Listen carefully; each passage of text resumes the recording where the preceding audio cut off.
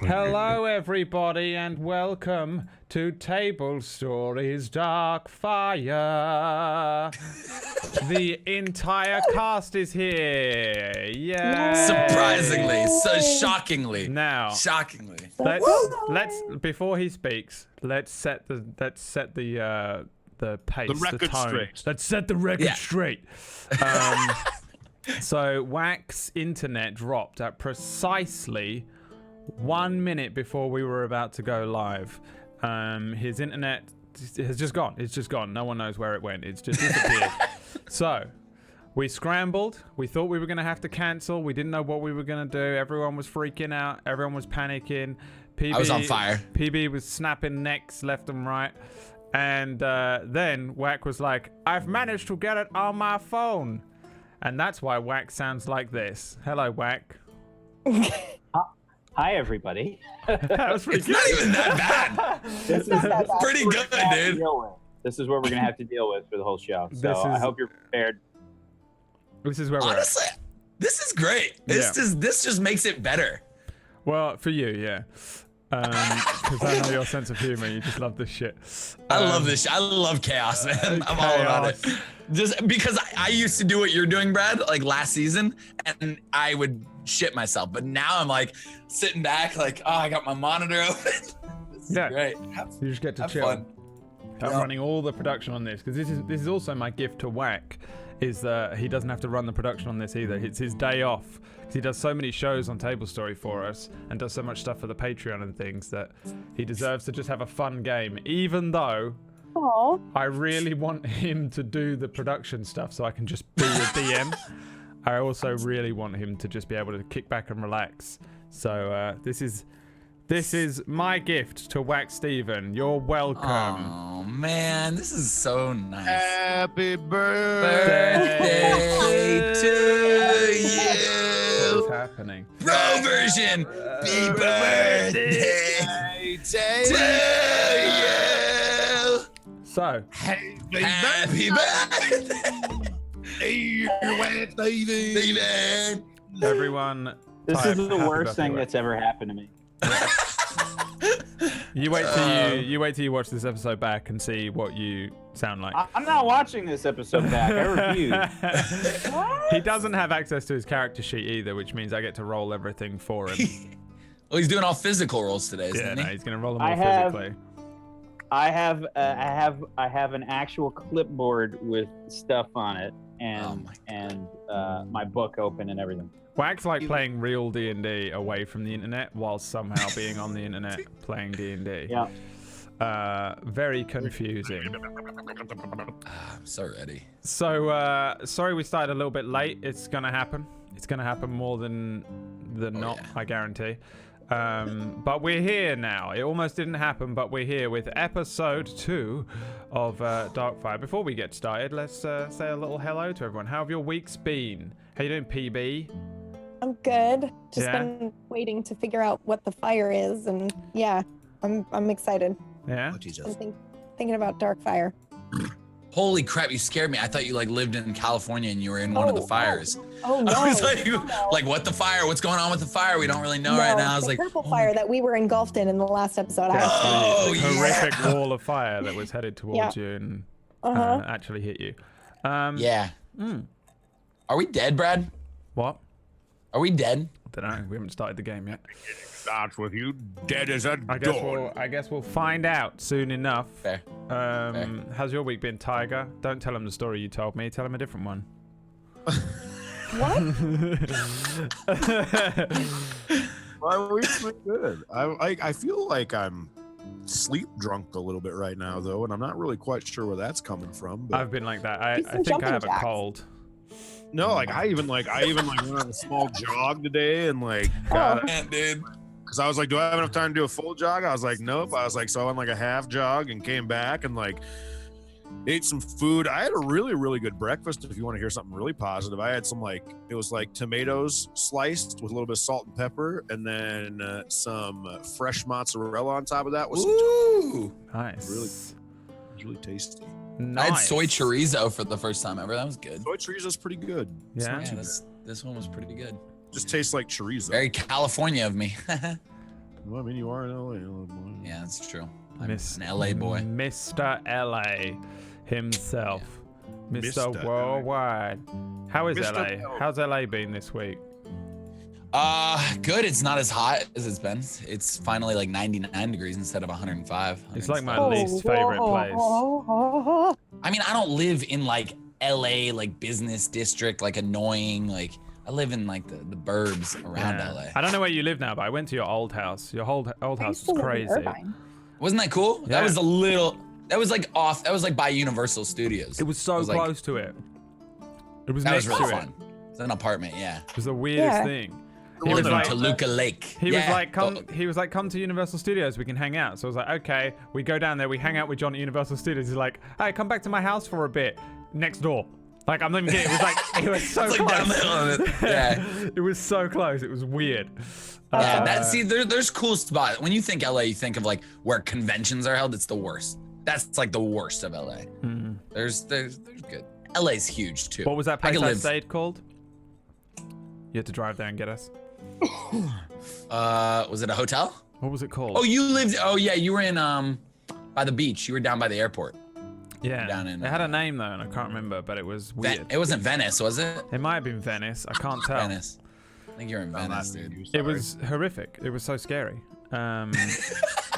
It was the weirdest thing I've ever experienced in my entire life. And I went all around LA while I was there, and all around California for all these crazy shoots for a month. I hated it. And none of it ever happened. And none of it ever. It was a complete waste of time. It was one of the most stressful months of my entire life, and it was for nothing. Like literally nothing. It was horrible. Yeah. I didn't even get paid more or anything, you know? Like, it's not like I got anything out of it. Like, even people were like, oh, you got a free trip to LA. It was horrible. I didn't see anything I wanted to see. Apart from like one day where I got to go to Universal Studios and hang out with John. But even that was like a fucking haze in my head. Yeah, you were crazy. I mean, there was a lot going on. That shoot, that everything was just, you were dead. It was the worst.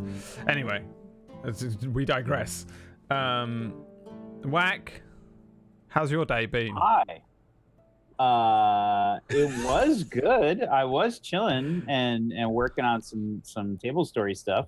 And then, then it went out. I was, just so you know, I was watching PB stream when everything went out. So this could just be Pumpkinberry's fault. She's like, she came in and snapped the neck of your ISP. She snapped your internet. Yeah. She rinned my internet. She rinned your internet. Get rinned, son.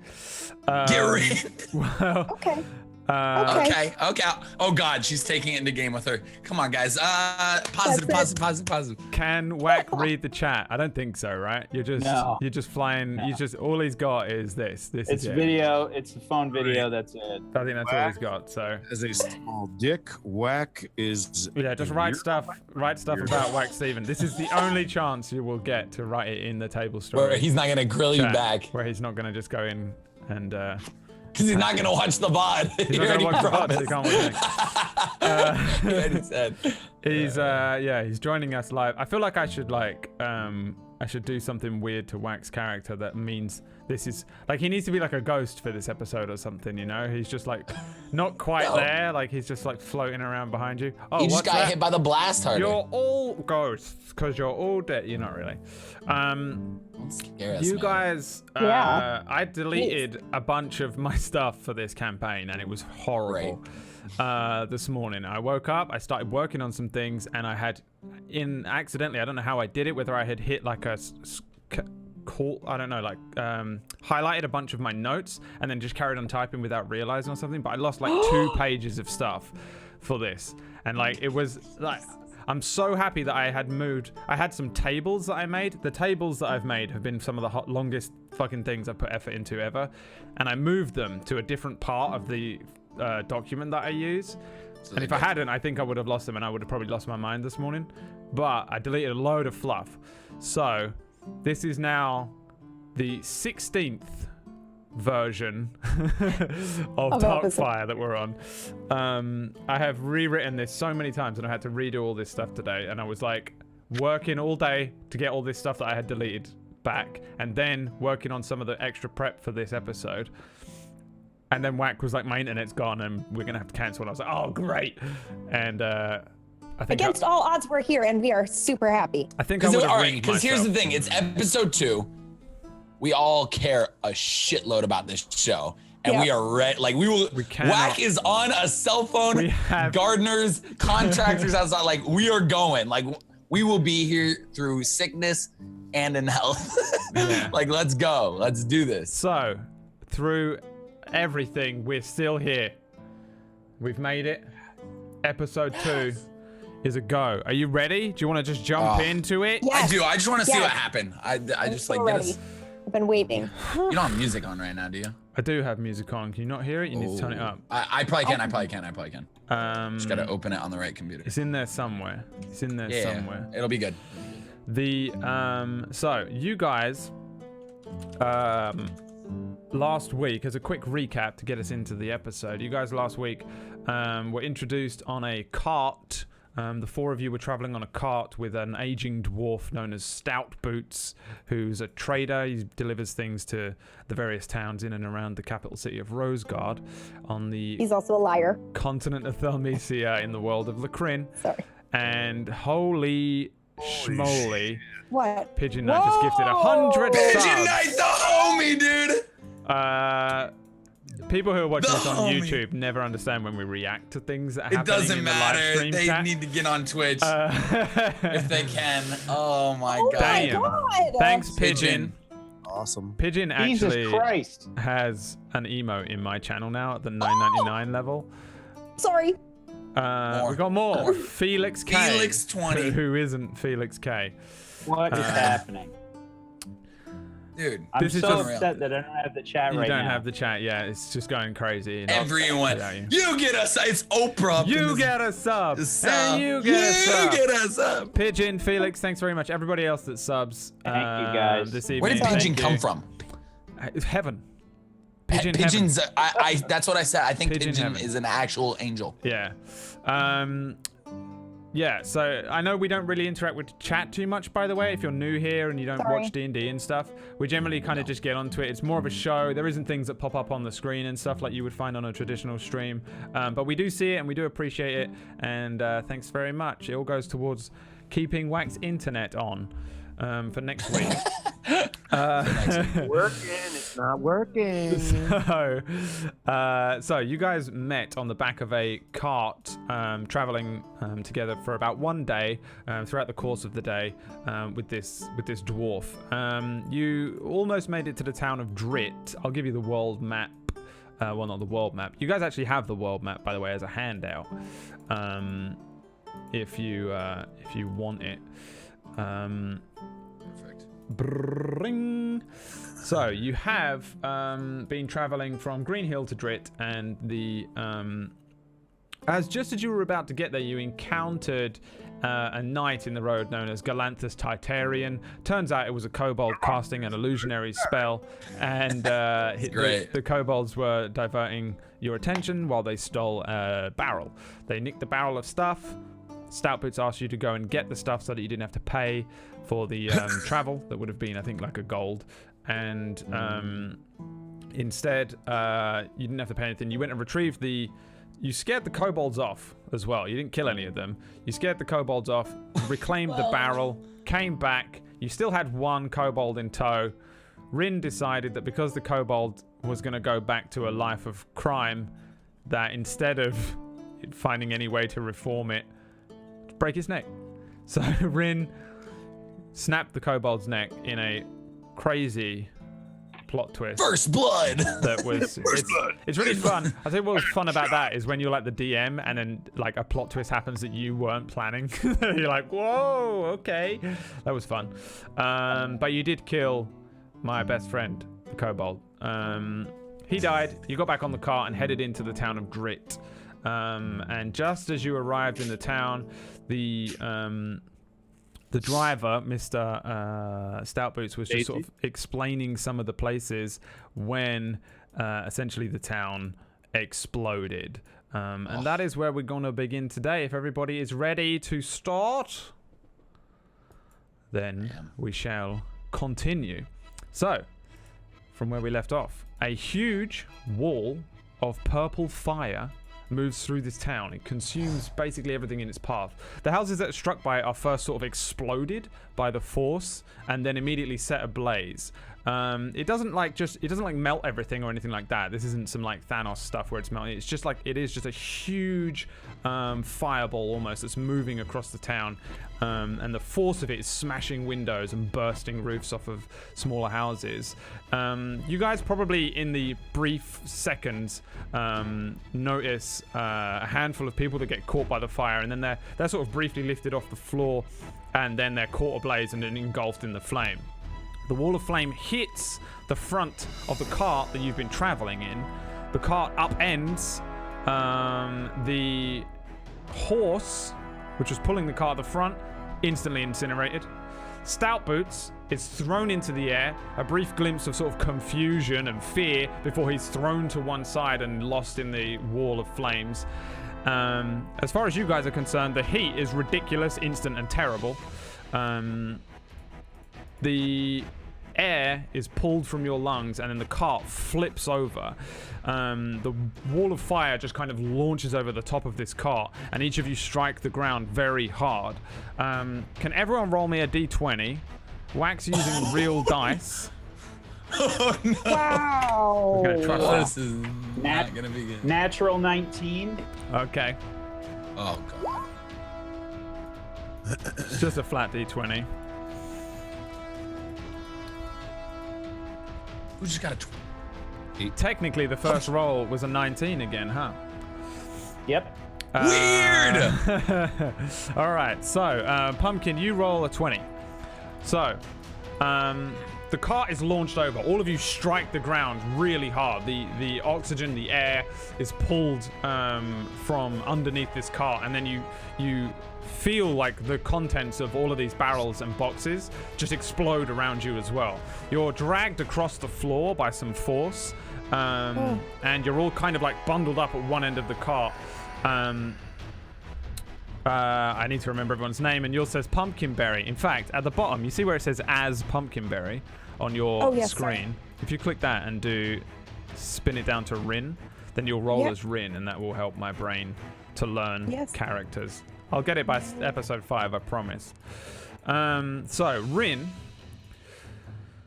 you are the first one to wake up from a very brief bout of sort of unconsciousness. You're surrounded by bottles and leather and wood, and there are splinters that are stuck in you in various places. There's this thick smoke burning your lungs and stinging your eyes, and it's very dark under here, though you can see holes in the cart and various pieces where it doesn't quite touch the ground. There's a light outside that is very like purplish in hue. The heat continues to be unbearable, but you are alive and remarkably unscathed. Your companions are all underneath the cart with you, though each one seems to be in some form of unconsciousness. What would you like to do? Can I ask you a quick question before you go on? Yes, you are able to fall unconscious.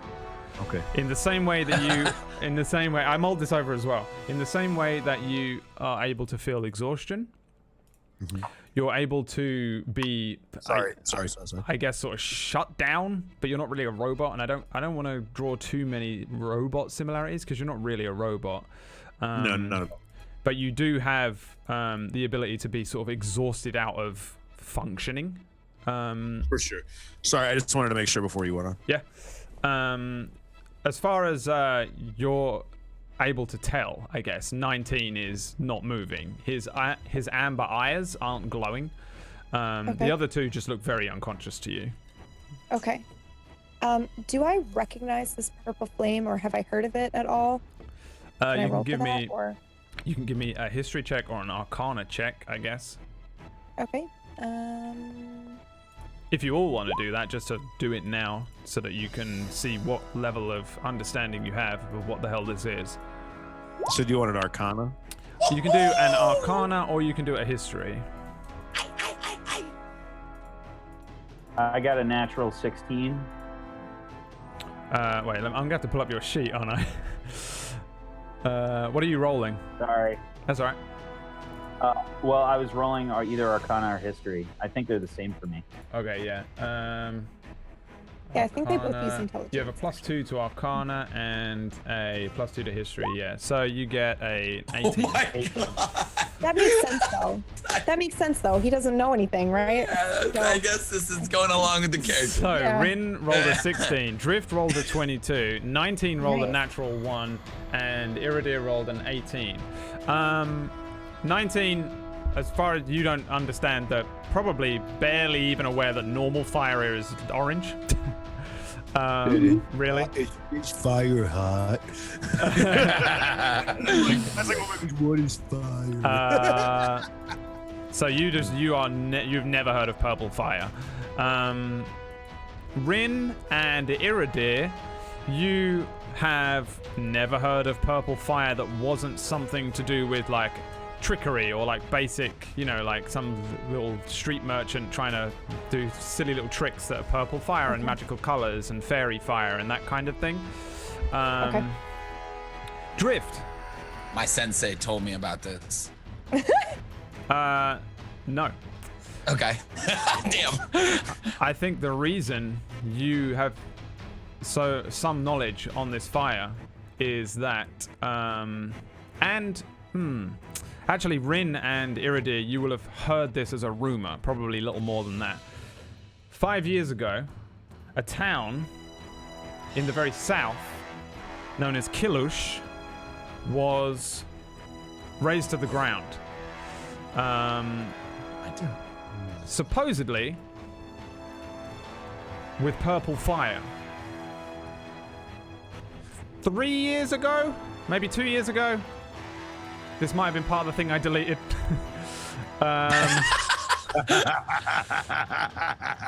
The town of Rark, slightly north of Kilush, was razed to the ground, and supposedly purple fire was used. Now, you find yourselves in the town of Drit, slightly north of Rark, or the ruins of Rark, which is on fire with purple fire. Drift, Yeah. I was going to leave it kind of ambiguous, but I think you have seen the purple fire before. Okay. Wow.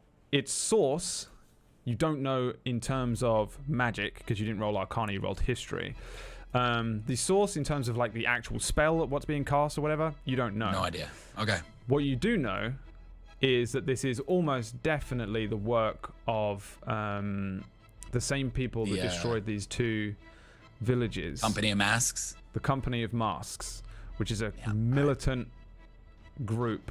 They're like bandits that were once good. They used to work. They would earn gold, and work for like anyone, just basic questing and stuff like that.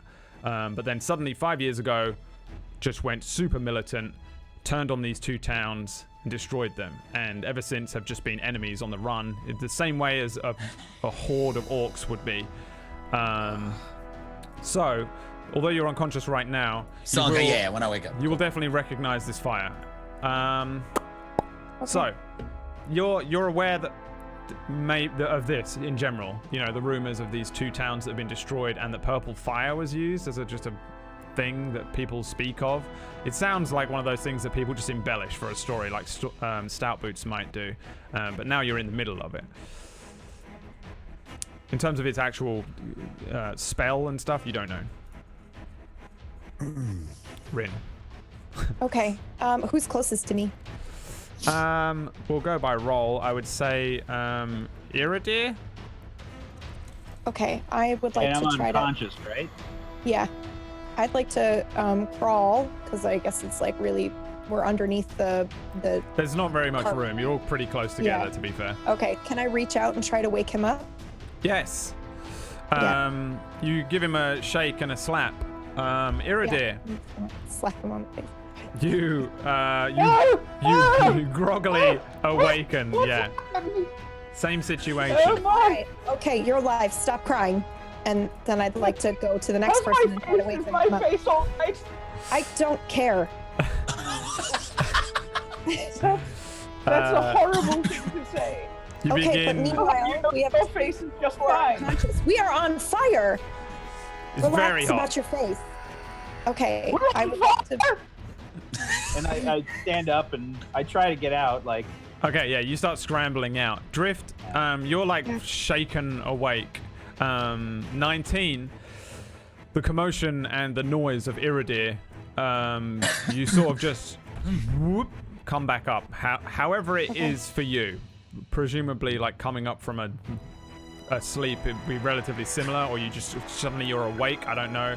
I'm leaving a lot of Warforged RP stuff to you, by the way, for a reason. For canon, can we do this? For canon, can you just like you just see 19's like laying down like almost flat on his back, and you just see like from like torso, like where butt meets torso, you just see him go, and then the eyes go, and they just turn on. I just kind of looks. He's like.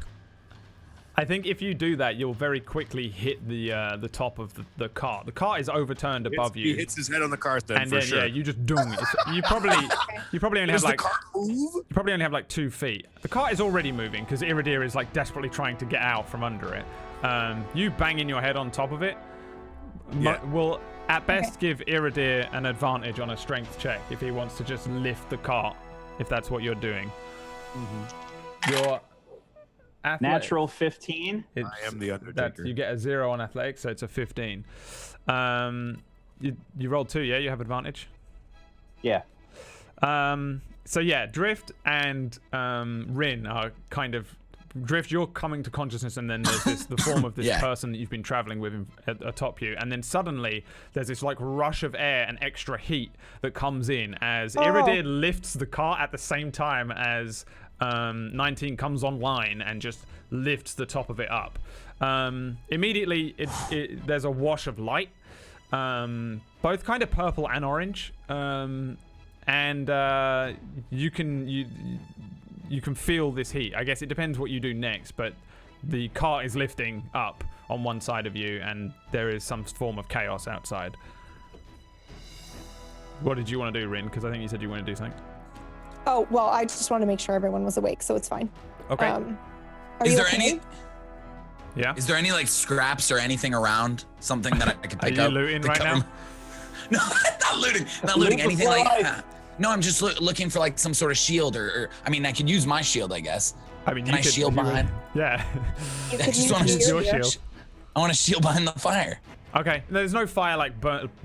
Oh, okay. It's not like a fireball coming at me. It's more okay. No. So probably if we assume that the cart is being lifted up, maybe by 19 and Iridir at this point, the scene around you is pretty crazy. You were in the middle of a street, and you still kind of are, as this upturned cart is lifting off you. To the sides is just a classic set of street buildings, in the sense that you have walls either side of you. The buildings are completely ablaze. There is mostly purple flame, but within it there is a lot of orange flame, as if the purple flame ignited it, and then once it ignited it became sort of standard flame. But it's kind of this weird mesh of these two colors, and the entire street around you is on fire.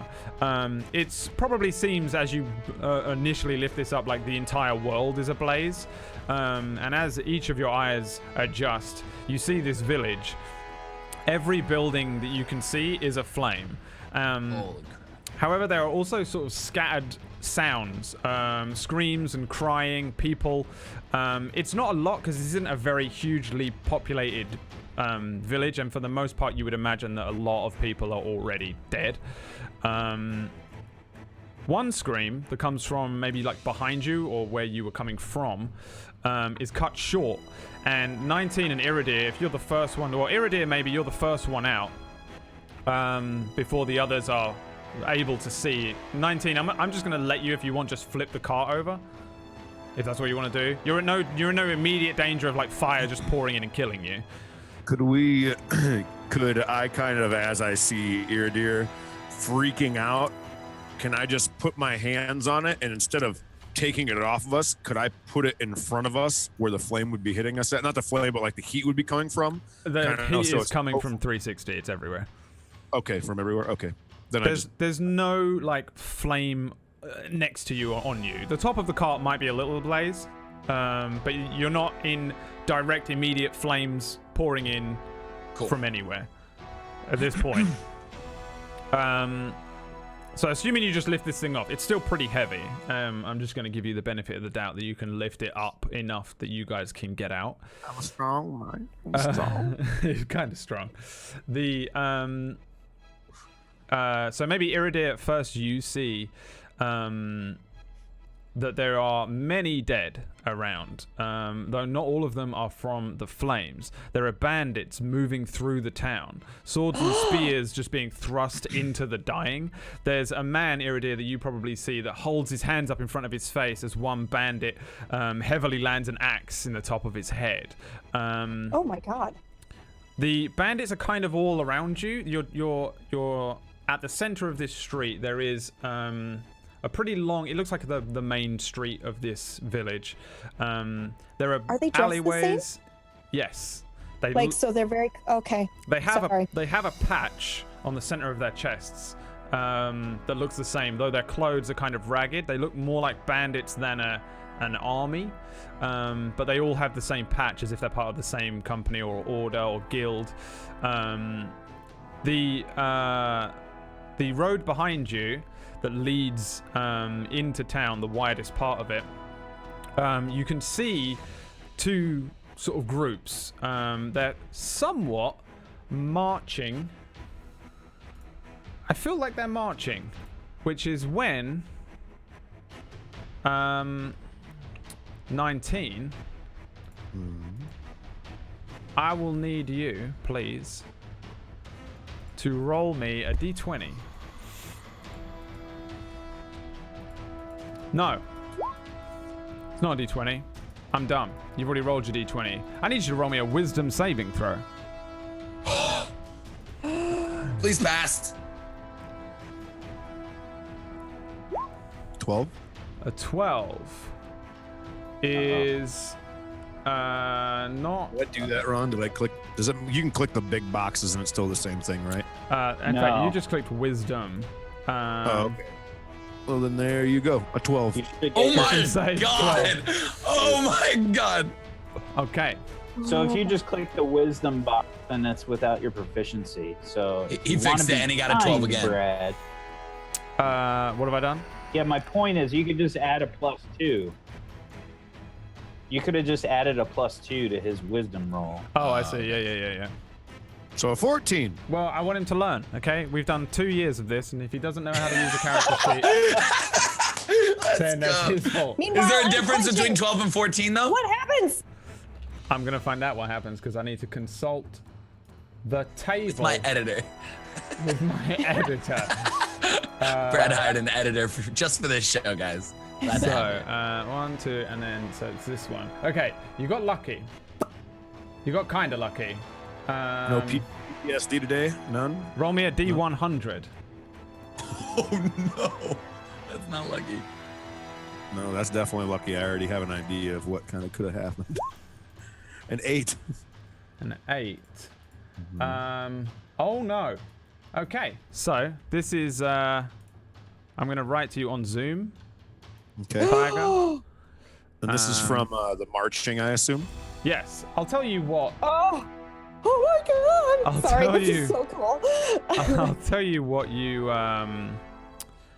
see when you see the people with their matching patches and they're moving through this this town. You see the two groups behind that for you remind you of something. I mean, do you want me to tell you what they remind you of now, or do you want me to tell you?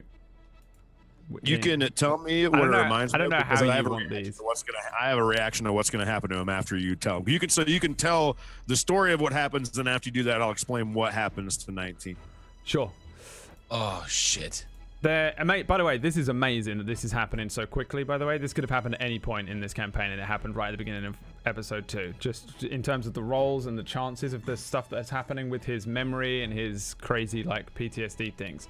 You have these flashes, these images. Once you see those two groups of army formed kind of bandits marching around the front end of this town, you remember a place called Gill Harbor.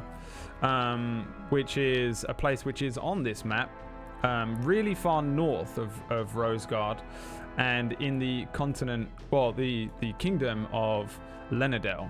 The capital to the north is Lenadel, and one of the great harbors, or ports now, is known as Gill Harbor. It's a place which has a lot of access to the continents that are to the east of this kingdom. The memories that you have are flashes, and they're short, and it is of you and a company of plenty of companies, actually, tents and rigid formations of people wearing rose-colored military uniforms, and people wearing white and silver military uniforms, marching into Gill Harbor over and over again for many years. For like 3 years, it's just you, your many companies, the people that were in your various companies marching on this place, and then the attack, the death, the loss, and the retreat, as you continually waged war on this place in Gill Harbor. The people that you recall fighting in Gill Harbor are kind of almost Viking looking, though they have more traditional medieval armor and weapons. So they have like chainmail and swords and shields, but they're very large. They're slightly larger than your average human that you'll find here, and they have lots of tattoos and piercings and long hair and sort of that Viking-esque look to them.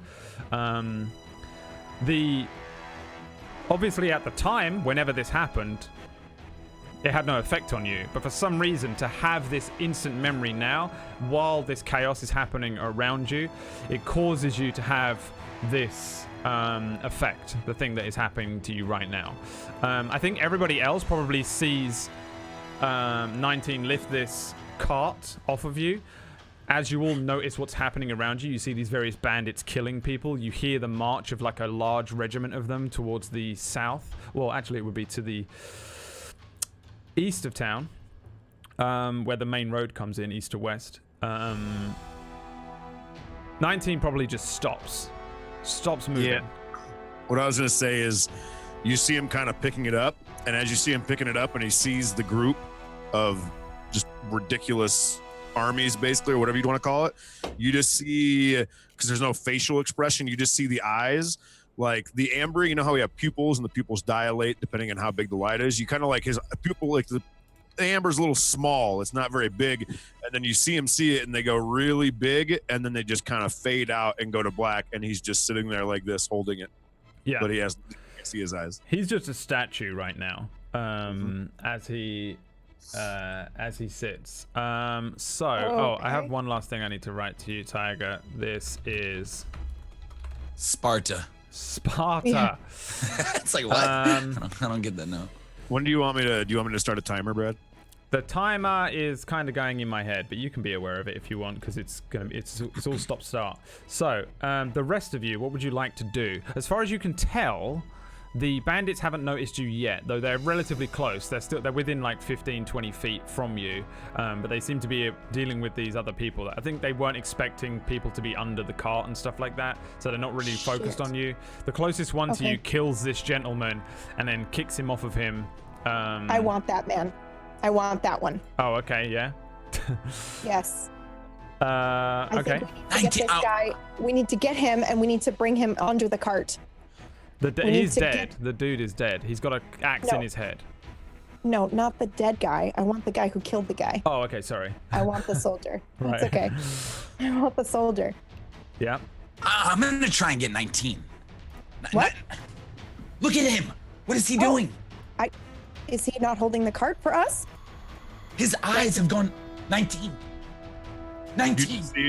There's no reaction. It's just. We need to kill all these guys. We need to kill them now. We need to what? Are you crazy? I don't think we need to town. We need to get out of here. They killed my family, okay? What? These guys are the same guys who killed my family. We need to kill them all, and we need to kill them right now. Do you understand me? We're in the middle of a fire. How are we going to kill them all? I also don't think we can kill them all. I think they'll outnumber us, but I think we can get one. And then tell you what, you can torture him to get all the information that we need. How's that sound? Let's do it. Okay. So I'm gonna. Yeah, go ahead. No, you first. Okay, I'm gonna rush the guy because I'm small. I have an idea. Wait! I have an idea. Oh my God. Can I see any of them? You can see. Okay, here's what you can see. I think in your immediate vicinity, there are 4 that have passed the cart while you've been under it. So I think you can see 4 that are further up the street from you. You can see 1 which is relatively close to you. We'll say, all right, I'll tell you what, I'll just give you an exact measurement just in case. 20 feet. And then 15 feet behind him are 3 others. All right. I cast disguise self. I would like to make myself look like one of them. Oh dear. Okay. Okay, Presumably you Trip. can just straight up This do is just that. an So illusion. Oh, I see it. So yeah, I'd like to make myself look like one of them, and I say, All right. If we're going to do this, let's do it smart. I'm going to look like one of them. Look, you see? You see? I'm going to look like one of them. I'm going to get their attention and say that there's more innocent people over there that they can kill, and I'll direct them over there. We can break them apart, and we spring an attack on the others behind. All right? Sounds like a plan. all right. Fine. So yeah, I'm gonna kind of like run forward towards them, yeah. and just say, There are more over there. I saw a whole bunch of them. Is there? What are the 3 of you behind it doing? You're kind of clearly in the middle of the street. You're like not under the cart. We'll say is on its side now, being held up by the frozen 19. So I thought I was like under to the like 19's up here for me, and I was like sort of just against the cart, like peeking my head around. Yeah, technically like, he's as tall as I am from torso to head, huh? Oh, I'm like at his like leg Okay, level. so you're kind of That's why I hiding was behind looking. 19 within the like shelter of the cart sideways. Yes, exactly. Yeah. Same Because for I you, know, Rin? dude, I'm getting bad flashbacks of this. All right. You as well, Rin? Yep. Give me stealth rolls, you 2. No problem. so just so you know, like my goal here is I'm trying to lead them so that the back group sort of gets separated. So I'm trying to lead them away from the party. Okay, so if we imagine, so the here's what I'll do. I'll give you a battle map to give you some more idea of like, what you're looking at. Doesn't help me, Brad. I don't have shit. It will help you. I will describe every ounce of this battle map to you. Now listen, Whack. There are purple flames. So it will help Also you a couple because sidewalks. Oh wow, there's a lot of bandits. Oh wow. you're Oh God. Okay. looking at a group of bandits to the north of you and a group of bandits to the south of you. At the south, they're at a junction where there's like a cross junction. I don't know what you call those. Where you can direct them maybe down them or back towards the marching regiments that are coming into the town. There's a bunch of bandits to the north of you that are just moving away. There is even more of them even further north of you as well, for the record. They seem to be in and around the town they've infested the town already. But the 4 that are near where you are at, Iridir, are at a kind of cross junction. So you go running down with the intention of sending them the opposite direction, like where they came from, or there are 2 other ways they could potentially go. Yeah, I guess I want to send them to the T junction, like the cross junction, sort of separate them. Yeah. Okay. I'll bring your little thing. I know you can't see it, but just for everyone else. So. Sir, just grab that guy. Give me a persuasion check. You have probably Persuasion. got a crazy. Do I have advantage because I look like them? Yeah. That smile. Oh God. A natural 7. All right, Oh, you have a +6 to persuasion on your skills, which makes this A +6? which, What yeah, the hell? What? which makes this a grand total of 4. Very Because, good. Bacon. because I can't count as well as Whack, so that's what's going to happen all day. No, you go up to him and you say, "There's more to kill that way." He says back in a very similar voice, "All right, go and kill him then." Well, it'll be a lot easier if all of you come with me. Well, you can't kill them dying people on the ground. Come on. I saw a few of them had some big weapons. Look, we got our orders. We ain't meant to go down there. Well, where is we meant to go? I wasn't really listening. This way, up the main street. All right, fine. And We'll then, just ignore the people. We'll let them live. let me just see if. Okay, so one of the bandits that are behind walk up and say, "Who are you anyway? I ain't seen you." Oh my God. Oh, I'm new. I just joined recently. From where? From where? Yeah. Oh, Where? well, where'd you join up from then? Me? What's the big inquisition here? I joined up from Sandfoot. Back when Sandfoot? Yeah. That's where I'm from. I knew that was coming. I could feel it. Give me a persuasion check again. Regular one, I assume, right? This is just regular, yeah. You definitely don't have advantage. You're Natural 16. a 16 plus your 6 is a 22. He says, "Oh, what? I ain't never seen you round Sandfoot, but I suppose it's been getting bigger. Who picked you up then? Who picked me up? Yeah, who recruited you?" Well, who recruited you? What's up with this inquisition? I thought we had orders. Yeah, you're right. Come on in.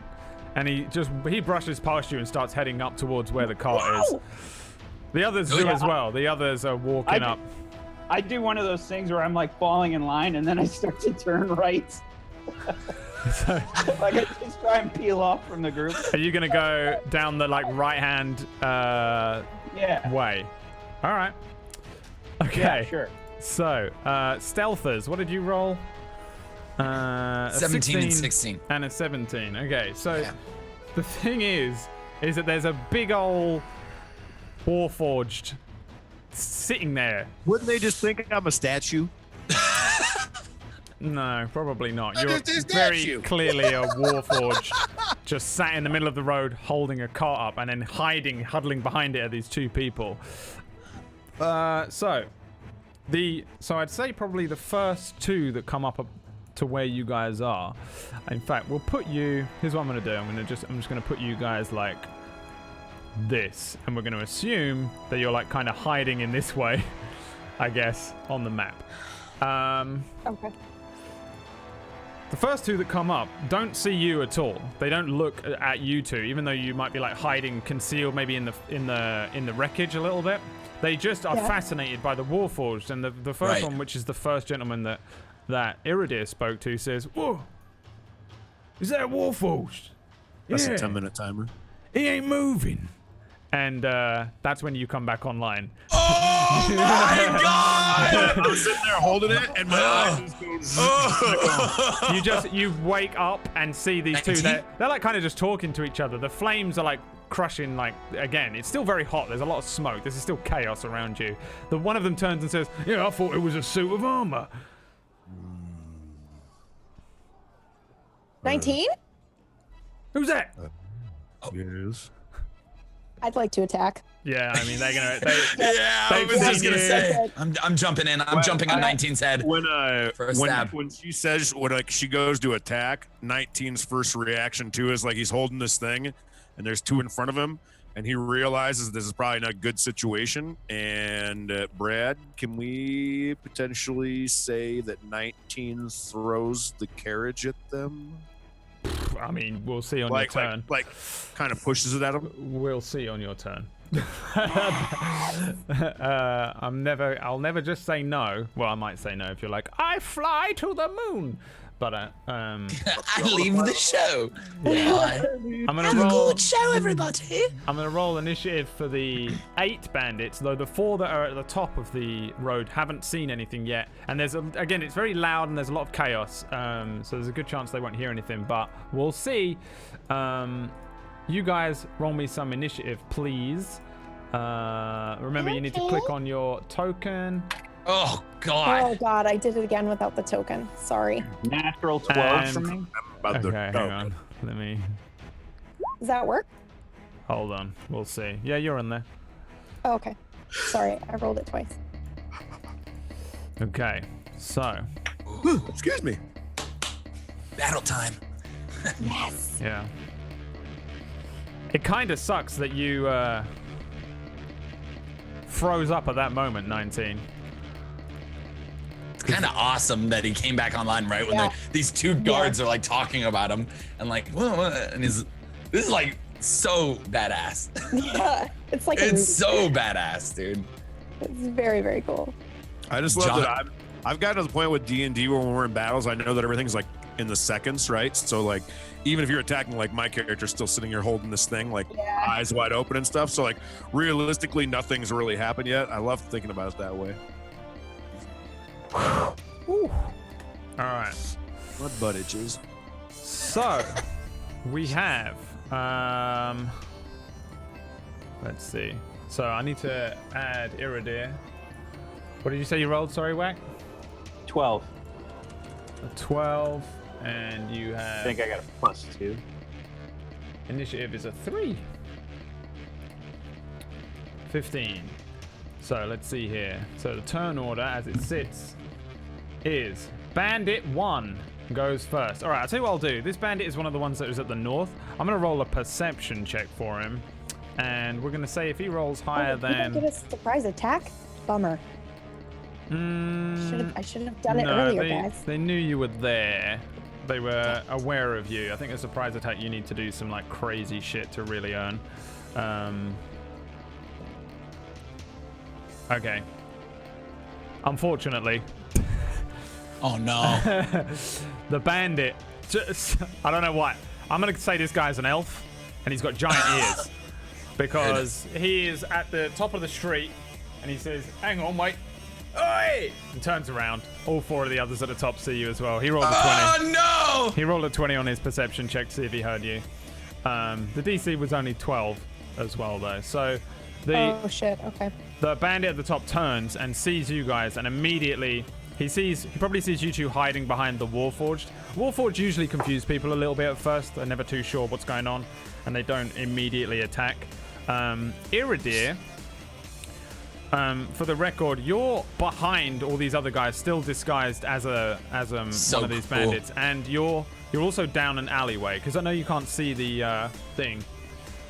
Is there stuff in the alleyway? Like, is there like some sort of? Is there anything in the alleyway besides me? What there is, about 30 feet for you further down the alleyway, it's not really an alleyway actually. This is more of a street. There is alleyways, which is why I'm saying that. Is like a market stall, which is a flame. So this is actually kind of almost intraversible. Like if you try and go down there, you're gonna have to roll some stuff to get past it if that's where you're gonna try and do.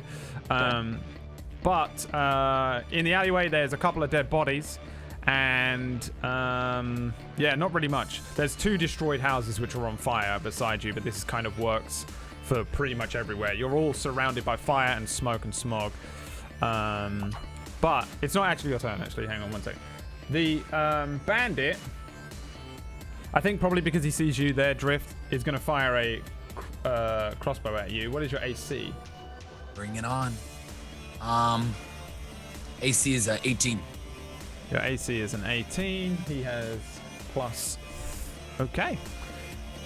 The crossbow, he sees you, orders his men to turn, and then fires a crossbow bolt at you. It launches at you and just dung, hits the cart next to your head. It's real close, but you avoid it.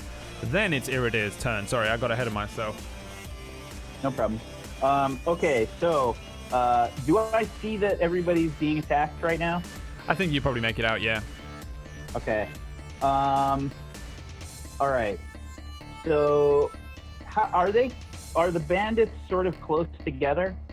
There are two which are stood next to each other. There are two directly ahead of you, kind of on the crossroad. If you're on this side here, they're directly ahead of you. And then the rest is kind of around the corner. They're kind of out of your line of sight right now. And then there's 4 which are grouped up towards the top. So 2, 2, 4 is the best way to put it.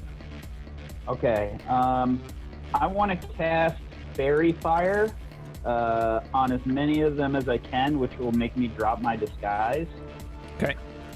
What is the radius on Fairy Fire? 20-foot radius. All right, I'll see what is the max. I think you can get all Or these. that's- No. Sorry, it's a 20-foot cube. 20-foot cube, so 20-foot diameter. You can get all 4 of the ones on the south side of the cart. Nice.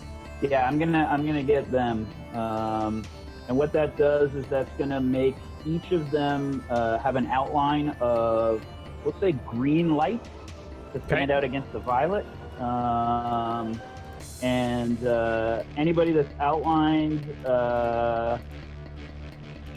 they have to roll a dex saving throw. Yeah. Okay. Yeah, otherwise they're outlined in the light, and then for the duration, they shed 10 feet of light. And any attack roll against them has advantage. Yes, that's awesome. All right, so dex saves. What is the DC? You got to check my I can spell just- DC. yeah, I'll do It's pretty decent. I think I've got like a +4 or +5. So 14. Okay, so the top 2 make it, the bottom 2 fail it.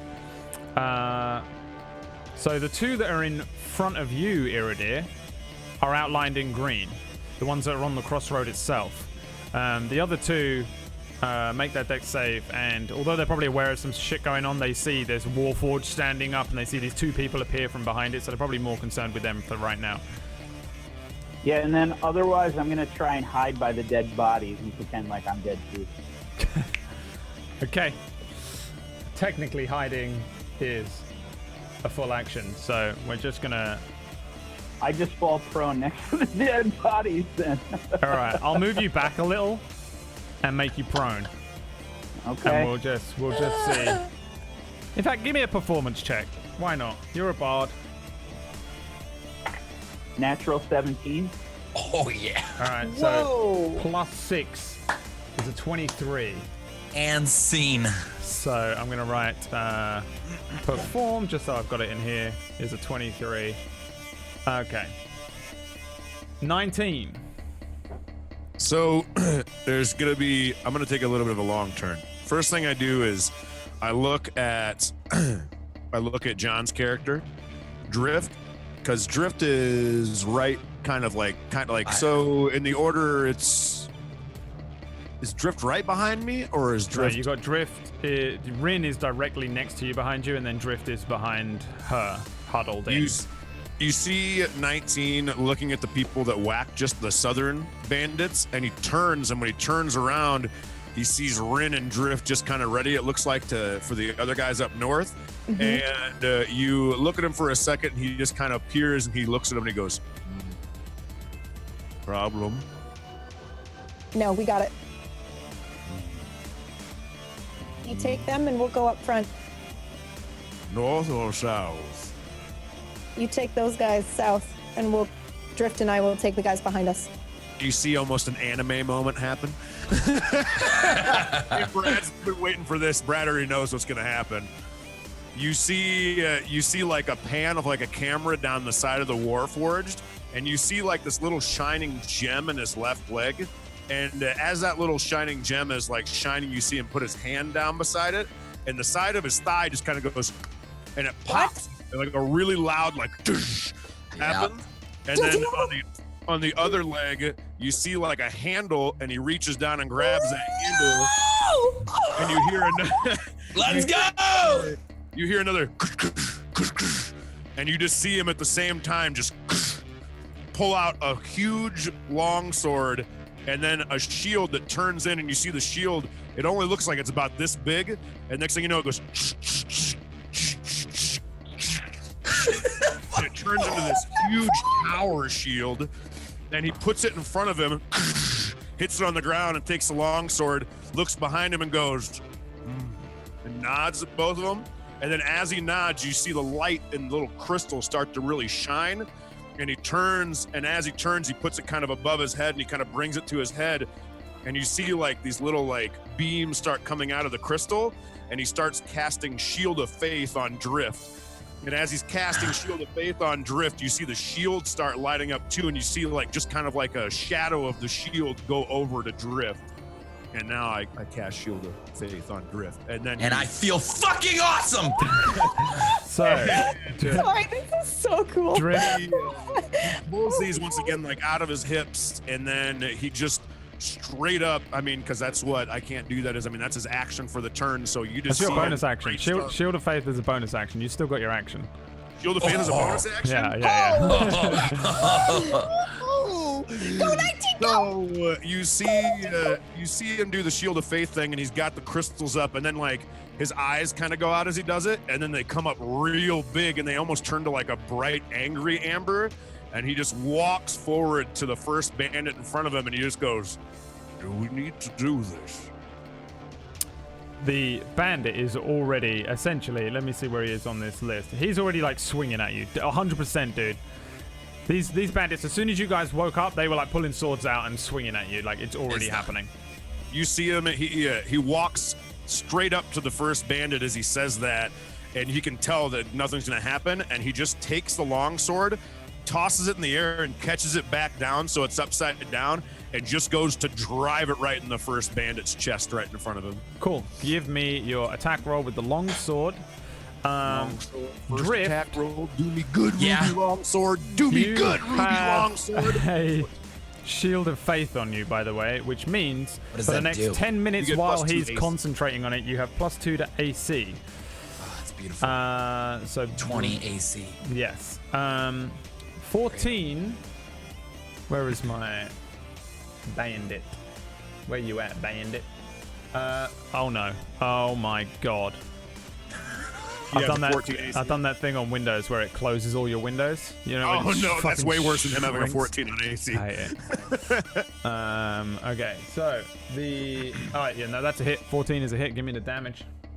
You see him come down, and he just drives it into like the first bandit's leg, because he just kind of misses his chest, because it's not going to be a killing blow, I'm sure, and just drives it right into the bandit's thigh, and then pulls it right back out, throws the sword back up, catches it again, and focuses on both the bandits right in front of him. It's just throws his shield down right in front of him.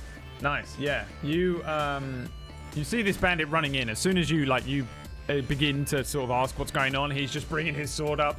Then there's a sword in his leg. It just goes straight through his thigh, comes out the other end. You see the drips of blood spatter against the floor. He looks down at his leg. The fire is still swelling around you guys. I want to remind you that this town is absolutely boiling. And his sweaty face looks up at you. He's still alive. And I presume that's the end of your turn, and you're not going to move. Correct. I'll move these guys. I'm here just so right. this I'm just right in front of the bandit that's right in front of me. I'm pretty much locked onto the. Here, I'll move my character. Actually, yeah, you already moved. They're moving up. So Yeah, it's I'd fine. say they're right next to you because they were looking at you. So Okay. I'll just take that. So real quick, where did you see that? I gotta look at something real quick. Where did you see Shield of Faith as a bonus action? I gotta look. Oh, there it is, right there. One bonus action. You Okay. can also, I've if you never want to done just bonus actions in D&D before. So if you want to look up spells on Roll20, you can just click on the little eye and the circle cog at the top, and it's just an It'll tell me right information. below it. I It's a saw that. compendium of information. You can just type in whatever you want to type in, and for the most part, it's in there. I didn't know Healing Word was a bonus action as well. That's kind of nice to know. Okay. So, Awesome. performance check was 23, okay, and then that's that. I'll roll that for those two. These two are unaware of Iridir. They, the two that are glowing green, they have no idea. They just saw their buddy go off down there, and then they started glowing green, and they're like heading up towards the fight. They're probably gonna like block the route off here. I reckon they'll probably just leave Iridir there, and okay, so. I'm gonna roll in here, I think. So this first crossbow bolt is gonna come at you, Mr. Warforged 19. Why is that not working? Please, please, please work. There we go. Do you see that? Yeah, I heard it. Yep. You see it? Oh, What did he get? Oh wait, you don't a see good it. roll. Yeah, really good. 20? He got Yep. a 20? Yep. He literally, that's ridiculous. So That is ridiculous, he fires his light crossbow at you. Your AC is 19. 19. Oh no! My AC is 19 and Yeah. fucker gets a 20. You just launch this sword into this person's leg, and then like a piece of you just is just opened up as this crossbow bolt just misses like the plates in your armor and hits some of that softer clay wooden stuff like underneath. a dragon. And he fucking hit my little secret spot. Yeah, he just hit you in the little Jeez, secret dude. spot. Oh, We You just hear see, 19, you just we hear see- 19 go. we see like flecks of damage and wood and bits that are within his inner workings just burst out, and the crossbow bolt's still in there, just wedged That in. does 8 piercing damage. You took 8 piercing damage. Wow. Constitution saving throw. Huh? Who, me? Yeah. For what?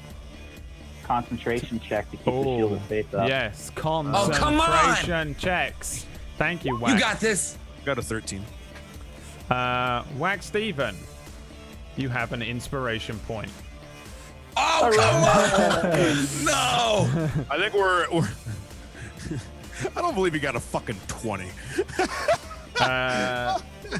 So the concentration check. You know how little I've done these? I can't remember how to do it. It's 8. Is it 8 plus the damage? Gotta beat a 10. You It's gotta be a 10. Yeah, you got to be a 10 10 plus- sure. Because it's 10 considered a plus, yeah. medium. It's considered a So medium what- hard roll, isn't it? What was the damage?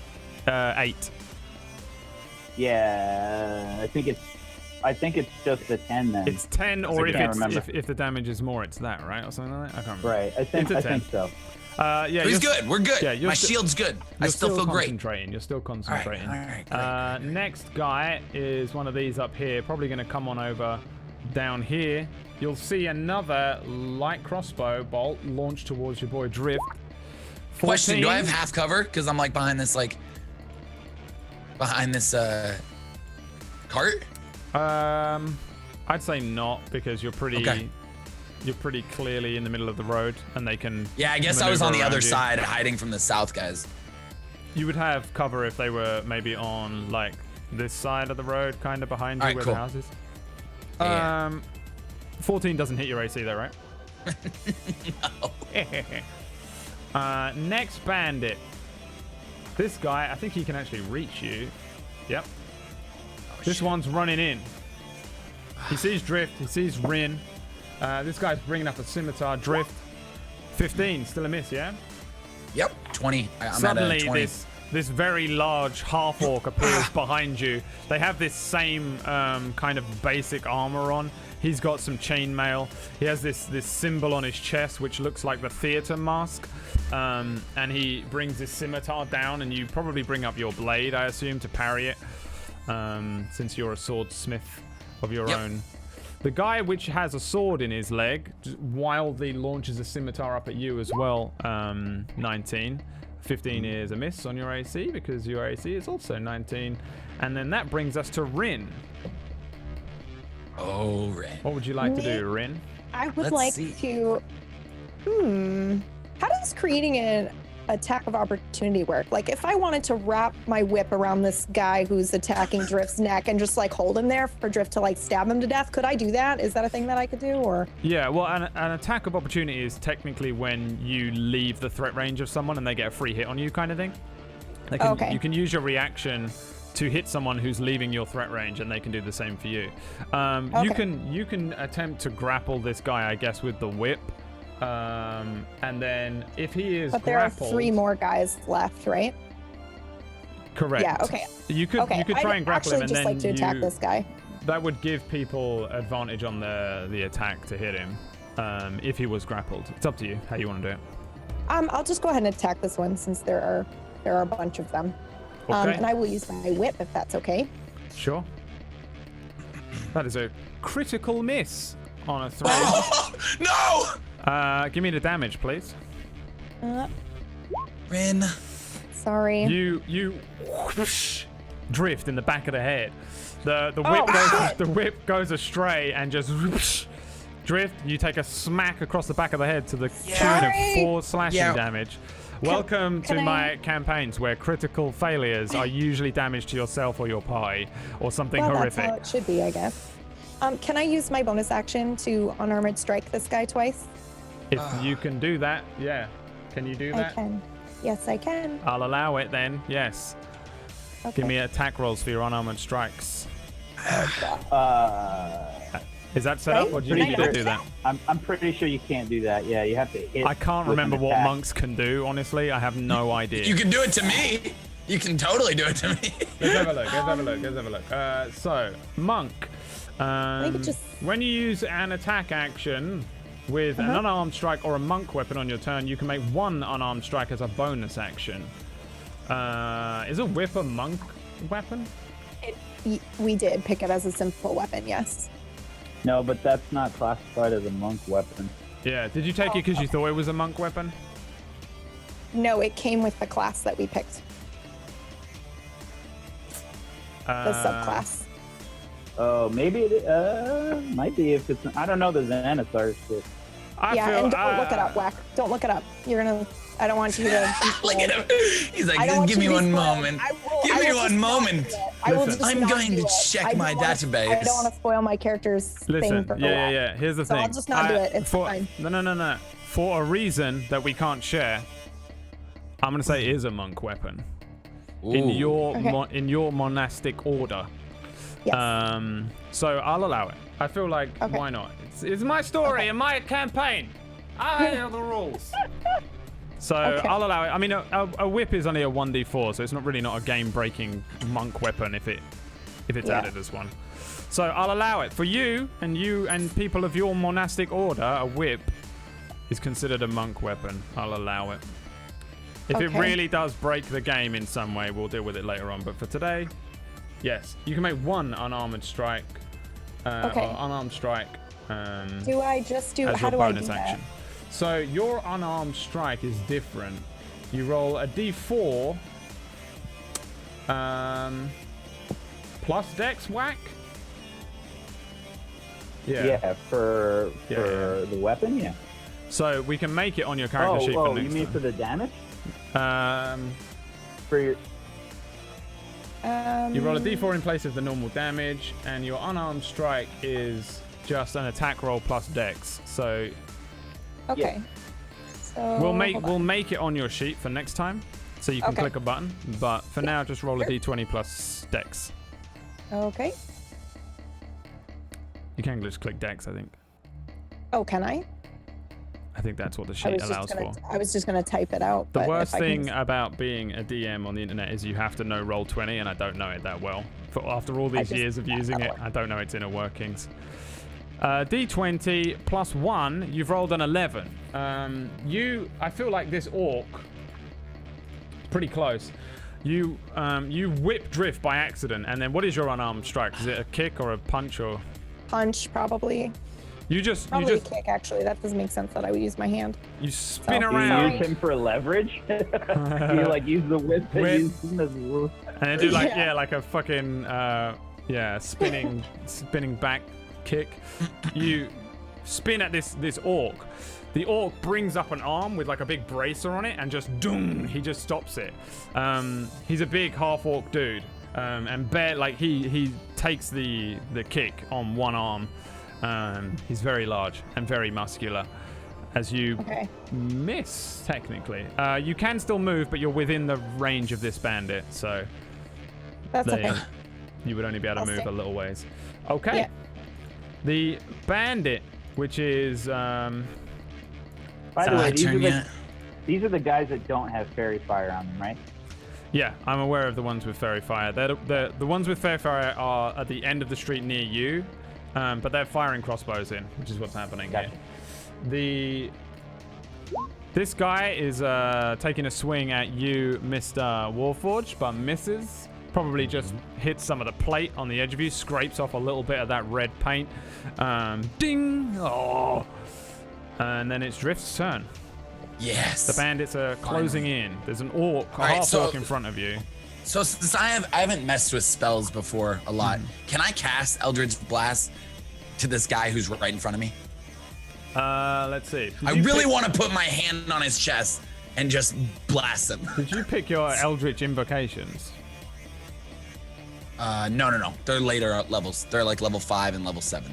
Okay. Well, then this is a ranged spell attack, I think, so you'll have disadvantage on the attack roll.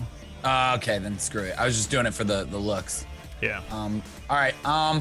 Think of that as your ranged weapon. Yeah. I just thought it'd be so cool to like blast him right here. All right, Yeah. cool. I So think there is stuff that lets you do it at close range, but yeah. Drift is going to then he's gonna look at the guy right in front of him, and I could use Hexblade's Curse, correct, on him right away. I have no idea what that is. So yeah. Hexblade's Curse, you gain the ability to place a curse on someone as a bonus action. Choose one creature you can see within 30 feet. Yeah. And it does a bunch of cool things. Yes. We Gucci? All right. So That's your I'm bonus just gonna, action. since he's right in front of me, you just see Drift reach up and just go, he just taps him. Hey, hey, how's it going? I'm Drift. And then He's he already like bringing his pulls out, sword up. he pulls out his sword and just stabs him straight in the chest. Oof. Okay. So, you roll me an attack roll. Yeah. Does his I blade- can just click my shadow sword, right? Yes. Does your blade do anything cool when you use that? What happens to your sword? The shadow sword?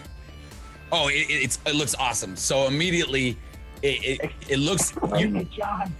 what? Explain it. Yeah. Well, the sword looks like nothing is there. It looks like I pulled out literally nothing. And then sort of like when fog moves over, like any like clouds. Think of like the sword starts to get cloudy, and then it immediately pulsates and turns into this badass sword. It goes right through his body. Yep. That is so cool. Oh, but please hit. It doesn't go through his body. You do all this cool shit, and then you stab it into him, into his chest. What? Do you have advantage? No, you don't have advantage. Yeah, I think so. You gain a bonus to damage rolls. Any attack you roll make the cursed target is critical hit. No, I don't have advantage. No. Damn it. You Come have bonus. on! You have bonus to damage, and your crits are on a 19 with it. Come on! You I wanted that. stab it into his chest, and you look up, I realized and it's not gone in. It's just on the chainmail in under front, his and he's yeah. just, he just brings up his sword. This is gonna be one of those moments. What was that dude called in the last campaign that just wouldn't die? He was a normal guard and became the mayor of the town because he was so good. The hell was his name? That guy. The tiefling. Okay. That the end of your turn? Yeah. Okay then. Can I before I end my turn, can I just look up at him and go, sorry. He says, I'm gonna eat you. Just this enormous, massive, angry bandit. One arm is defending off a kick. One arm is bringing up a scimitar to you. Behind you, So behind you, another scimitar swings down on an 18. What is your AC? 20. 20, of course it is, because you have the thing. Thank you, Tiger. The sword comes down, and from behind you, you feel this rush of air, and then a ding as the sword hits this weird force wall that's around you, this shield of faith, and just ding. There's kind of like a shimmer of light as it hits this thing around you, and oh, magic is it? The next bandit. All right, this guy's gonna fire his light crossbow at you. Monsoir. Jesus. 19. 21. Of course, it's 19. 19. Wait, it's in me again? Yeah. And they got a 21? They got a 21. What? Oh my I'm god. down then. I'm fucking down. You down? already. No, you're not. No, you're not. What? Another piece of 19's wooden under soft parts explodes. The you're down. Did you roll your hit have 1 dice for HP. level 2? That wasn't the damage, Tiger. That was the attack roll. Yeah, he hit you for 2 damage. Oh, I thought he hit me for 20. No, I 21 thought- against your AC. I was like, there's no fucking way. Dude, Oh, no! if stuff can hit you, 14 health. If stuff can, if 8 enemies can hit you for 21 damage potentially, I'm a fucking dickhead. You want the campaign to end It's just episode over, 2. yeah. I was just like, well, it's done now. No. You take 2 piercing damage as another piece of this Warforge explodes. Pieces of splinters of wood and some clay. Maybe some. You do have I a. thought you meant 21 damage. No, I was like, no. well, I think almost my character's literally almost. I was like, you look so badass. Like, how are you only at like 8 HP? Well, the problem is you're a cleric. Like, cleric. That's true. One light crossbow attack towards Drift, and then the second one towards Rin. 9 and then a 7. So probably just you 3 just hear crossbow bolts whizzing past as they launch crossbow bolts at you from behind. Iridir, it is your turn. So I would like to cast Vicious Mockery at the one that just missed Drift. And I'm going to yell in the voice of the guy that's right next to him, also firing crossbow. Oi! Can't you hit the fucking target? What a twat! You horrible piece of shit! And I cast Vicious Mockery. Okay. So I got to succeed on a Wisdom saving throw. Okay. Let's just roll that here. That is a critical failure. And oops, I rolled the wrong die. Where's my d4? 2 damage. I'll say it's the guy that's at the bottom, one of the fairy fire guys, because unless you move, you can't really see. Yeah, that's who I'm. Yeah. So 2 damage, yeah. And also it does some bullshit to him next turn. I think. Do you have advantage? Disadvantage. He has disadvantage on his attack roll. He has disadvantage. Yeah. So they have advantage against them, and that guy's got disadvantage. Yeah, this guy sucks. God. This guy just grabs his head and like he's got a crossbow in one hand, just turns to his comrade and says, "Shut up!" He's just confused and weirded out by it. What else? Anything else on your turn, Iridir? I assume you're still laying down in the dead bodies as well, by the way, right? Yeah. No, I'm hanging out with them. Just yelling from dead bodies. Yeah. I'm rolling perception checks for them, by the way. They have rolled very low. Is that the end of your turn then? That's it. All right, 19. Best saving throw. I'm kidding. You see you see one arrow that's like wedged into his shoulder blade area, kind of in this little spot sticking out. He just kind of looks over it real quick, and with the shield, he just brings it up and like breaks the arrow off.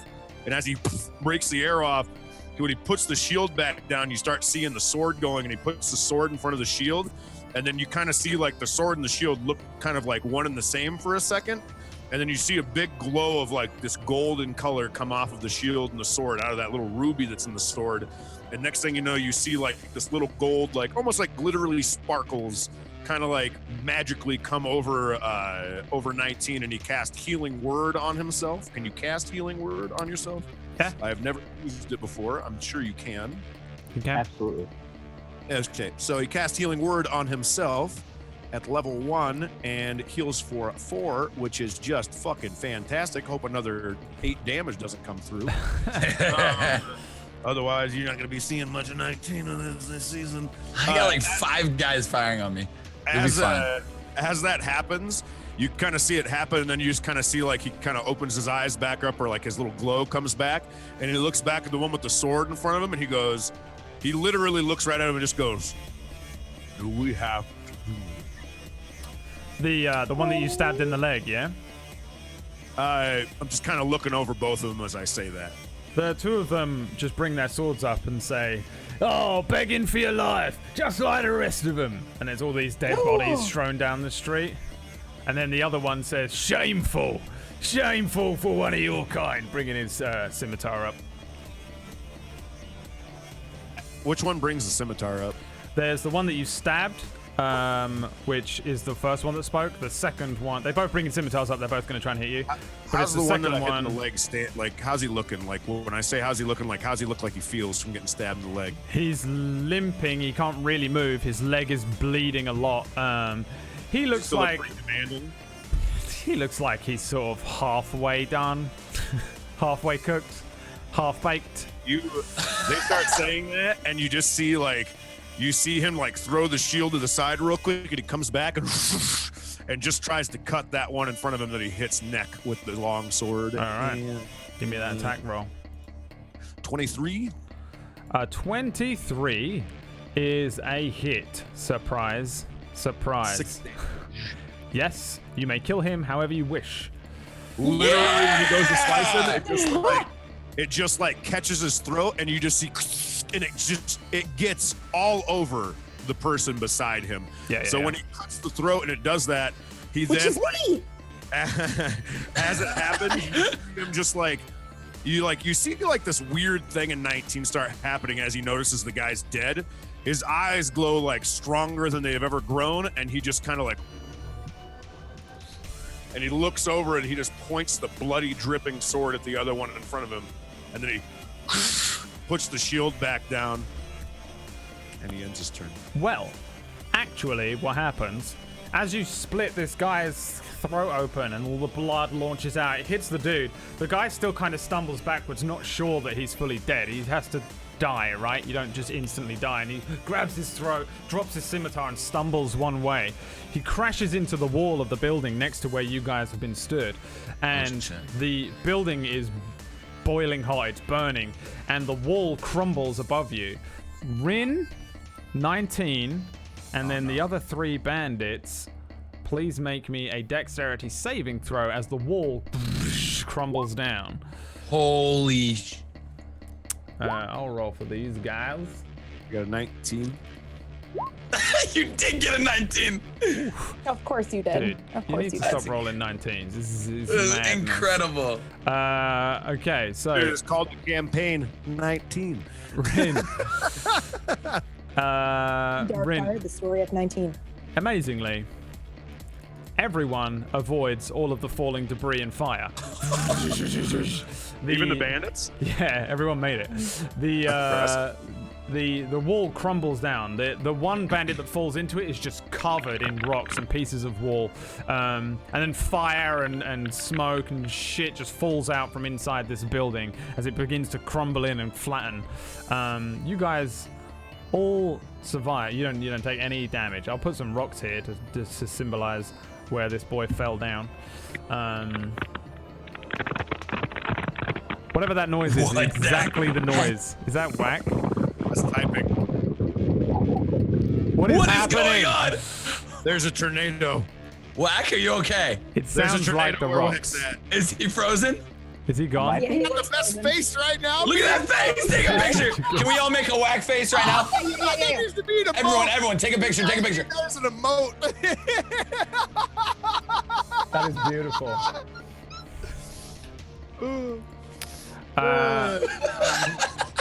You're still there though, whack, right? It's okay. His turn's all the way around the other Okay, end. yeah. I don't think he's here. I don't think he he's is here. either. That's a We'll great come back. picture, though. It doesn't even matter. So let's get to his turn and see what happens. I'll roll for these bandits. Okay. So it's this guy, and this. Oh, this guy's dead. So this guy need a and this new- guy. So one crossbow bolt comes flying in on a 20 at me. Mr. Warforged. He's gone. Really? The overlay is destroyed now. It's time to go Uh-oh. to a break. We'll see you Oh, in a no. few minutes. Ah! We'll see you in a few minutes. It's good enough time for a break. Thank you I'll for be right watching, back. everybody. We'll see you guys in a bit. We'll try and get Wax Steven back. Unfortunately, We'll be fine. when someone leaves the call, this is what happens because of the way we capture it. Where am I? We'll see you. Guys? We'll see you in a few minutes. Guys? If And you we'll be wanna- right back, if all you wanna right? kill Everyone some time, remain calm. remain Hang calm. on. The Remain building calm, is guys. on fire. Guys, hey, it's me, John. You guys remain calm, all right? You guys be safe out there.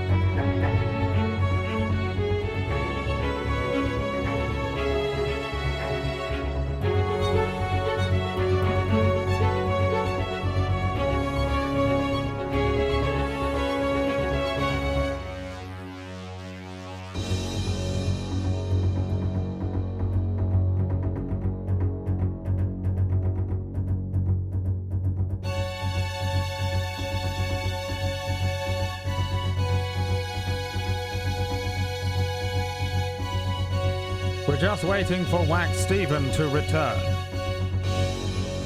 In the meantime, I'll give you this little thing to watch. Apologies for all the technical issues. We will resume shortly.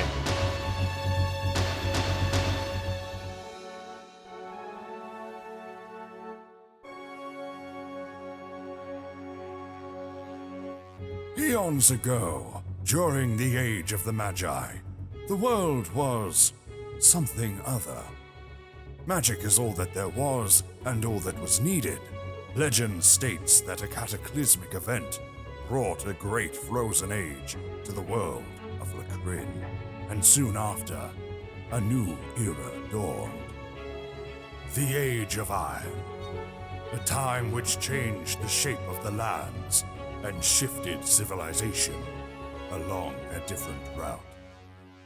Generations later, magic still lies commonplace, taught to the gifted and the rich, in some cases bestowed serendipitously upon the favored. But a sword and shield allows even the commoner to rise, though they say the ancient magics of the Magi still lie buried and lost, scattered around the world, lying in wait for those with the courage to wield it to discover. Welcome to the world of Lacrin and the continent of Thelmecia. Noble knights, roaming orcs, mischievous goblins, and idyllic wondrous lands, just waiting to be explored. The southern kingdom of Thelmecia is known as the Kingdom of the Rose, ruled over by a benevolent king and guarded by the powerful Crimson Wing. To the north is Lenadel, a peaceful kingdom of culture and equality. Off the northern coast, the remote Moonlands, an icy home to the nation's toughest outlanders. Thelmecia was recently freed of the 100-year war that ravaged the land. The continent and people of Alexandria struck out at the neighboring Thelmecia in an attempt to expand their borders across the seas. However, two huge factors led to the conflict ending in failure for Alexandria. The peaceful kingdom of Lenadel united with the Kingdom of the Rose, and together formed the ingenious creation of the Warforged army, known now as the Crimson Wing. Destroying their invaders, Thelmecia crushed the opposition, sailing out to Alexandria in retaliation, decimating much of their homelands and forcing them into a surrender. 50 years of strife followed after the economy of the two kingdoms of Thelmecia were brought almost to ruin. The Kingdom of the Rose continues to repay its debts to its neighboring ally, and reparations to society have begun, but not before hundreds of soldiers turn to crime, leading to the many brigands and bandits that scour the lands today. While the kingdom finally breathes peacefully, the repercussions of the war ripple outwards, and the echoes endure. Now, a new peril aspires to plunge Thelmecia into despair once more, but not before a few unheard-of heroes take their chance at triumph. Welcome to Tablestory, Darkfire.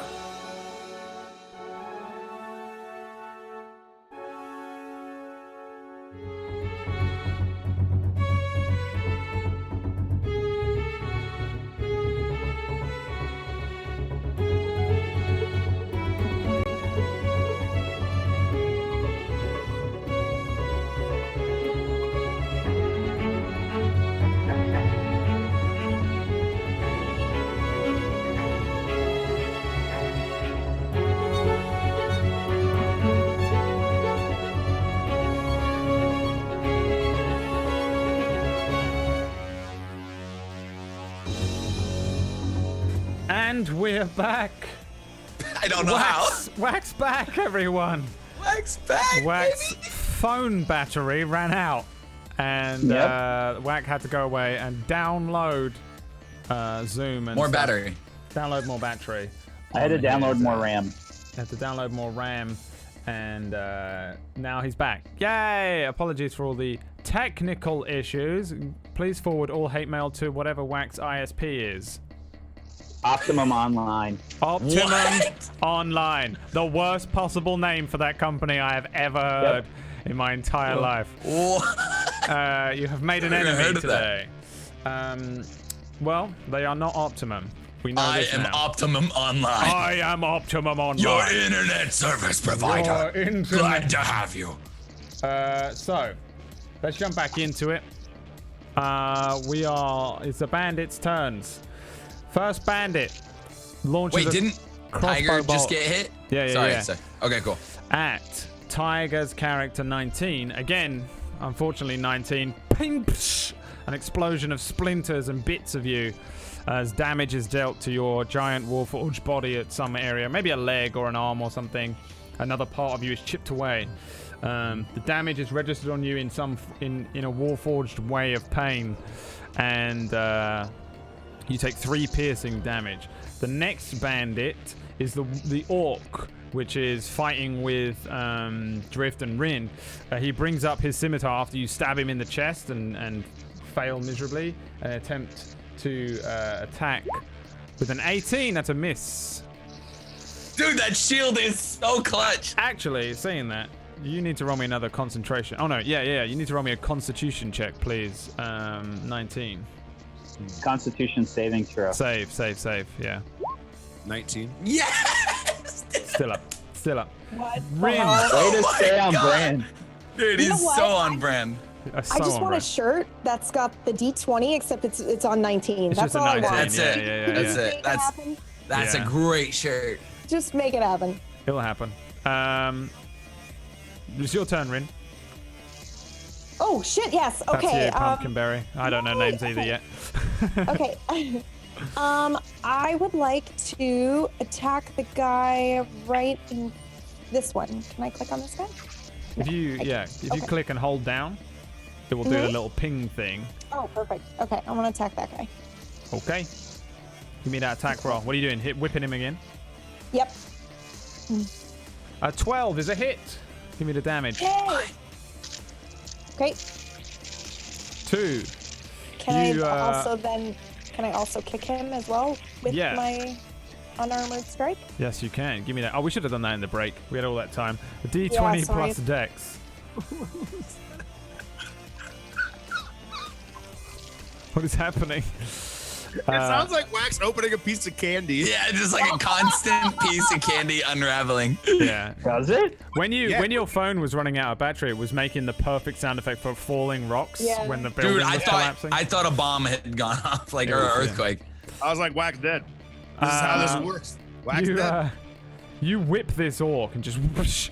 He brings up his arm to try and stop it, and you just see like his knuckles open up as you cut open his knuckles with the whip. Then you gotta like hit him, and he turns his hand around and grabs your hand. Little one, not today.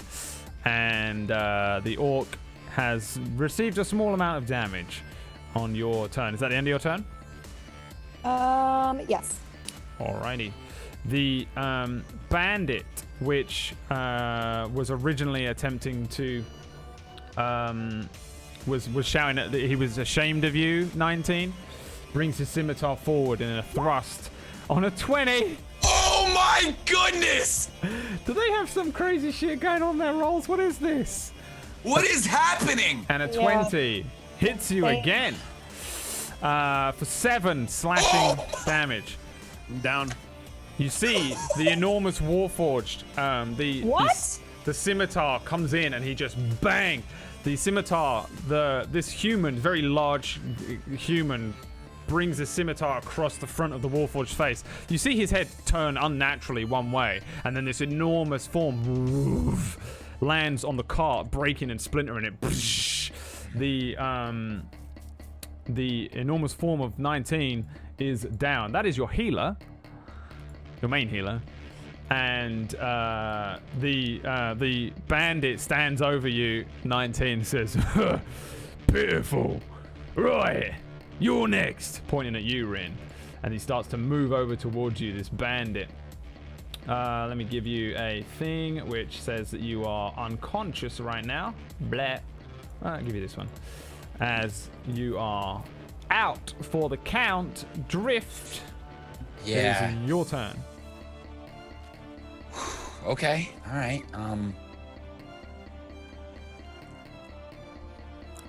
Wow. So much to do. So little time. Is Hellish Rebuke, is that a bonus action? I'm checking. You no longer have your shield, by the way, John. No, that was great. It's all good. That saved me a bunch. Creature instantaneous. Instantaneous? Is that an action? I'm pretty sure Hellish Rebuke is a reaction. Yeah, no, you have It's to a do reaction. it. You have to do it when you get hit by When that. I'm getting hit. Okay, cool. Good to know. Good to know. Good to know. All right. Then yes. You got this. You got this. Yeah, that guy who I missed the first time, I'm just gonna tap him one more time. I missed you on purpose last time. Here we go. And same thing. The sword comes out. Shadow sword. From shadow to foggy to sword. Boom. Right in the chest this time, Brad. Do you understand me? Sure, give me the attack roll.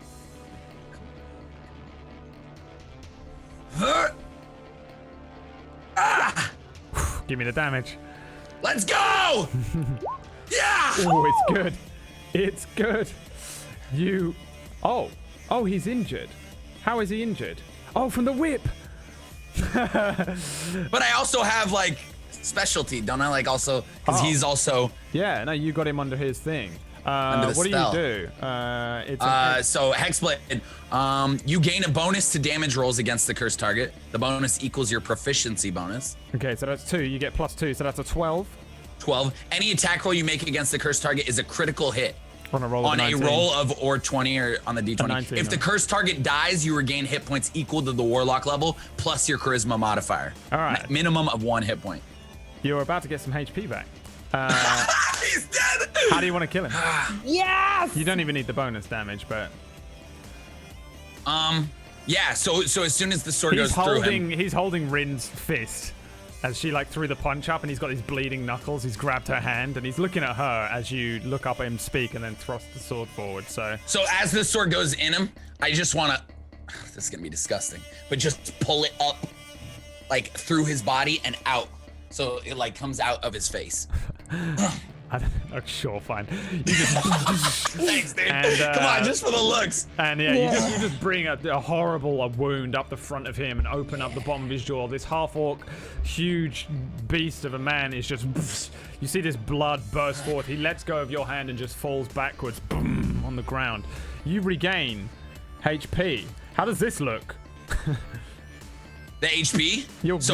You're like necromantically absorbing health from him. Yeah, so you see his blood start like going up to the sky, and it starts like wrapping around me, and then flies like just coats my body with his blood. Yeah, and Alright. you gain 6 HP. You regain 6 HP shit. from that. It's your charisma plus your warlock level, which is 4 plus 2. So you get 2. 6 HP back, and yeah, you're fully healed and enriched by the death of this. Don't bandit. worry, I can only do that once. I need a short rest before I can do it again. Okay? And is that the end of your turn there? You still have a bonus action because you don't have to do that every turn. Once you put it on him, it's a bit like Hunter's Mark if you remember that from your ranger. Once Right. it's on a target, I think it's just on them. You could technically, with a bonus action, put it on one of the other 2 that are next to you, I guess, if you wanted to do that this turn. Am I allowed to? I thought I'm only allowed to cast it once. Let me have a look. What is it called? You gain the ability to place a baleful curse on someone as a bonus action. Choose one creature. You can't use this feature again until you finish a short rest. Okay, sorry. I thought you could move it. Yeah. So I don't think, unless Wrathful Smite, let me just check Wrathful Smite is a bonus. I don't think it is. It is a bonus. It is!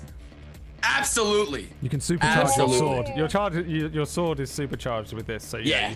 Great. So as soon as you see that my body is encompassed with the blood, I gain the HP. You see me grab down at my sword and look at like the one next to Rin, I think is still alive. Yeah. There's two. There's one behind you, like on the cart. And Okay. one, Then Rin's got that one, so I'm gonna look at the one behind me on the cart. I'm gonna instantly turn to him, and I'm just gonna say like, "Want to play?" And like I'm gonna like supercharge the sword. Cool. It's his turn. He says, "Yes, I want to play," and he brings his sword down on a 15 is a miss. Your AC, your shield of faith has dropped, by the way, with 19. So what is your normal AC? I'm at 18. 18. I was at 20. Okay. That's some damn high ACs in this group. Yeah, you turn around to him, you imbue your sword with the Wrathful Smite, and then parry his sword away from him as he brings it down toward you. And then we have these guys. These are all going to throw in. Okay, so this guy sees the form of the Warforged go down and says, let me see if I can poke one of them eyes out, girl, and shoots his light crossbow at you, Rin. What is your AC? It doesn't matter, probably. On a 6. Of course, a 6. Of course, a fucking 6. The next one is going to fire a crossbow bolt at you, Mr. Drift. 19.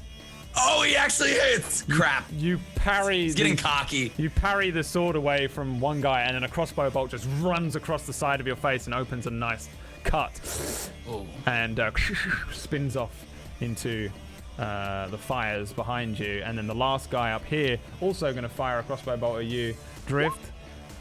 Oh! You know what? I think his crossbow just explodes in his hand.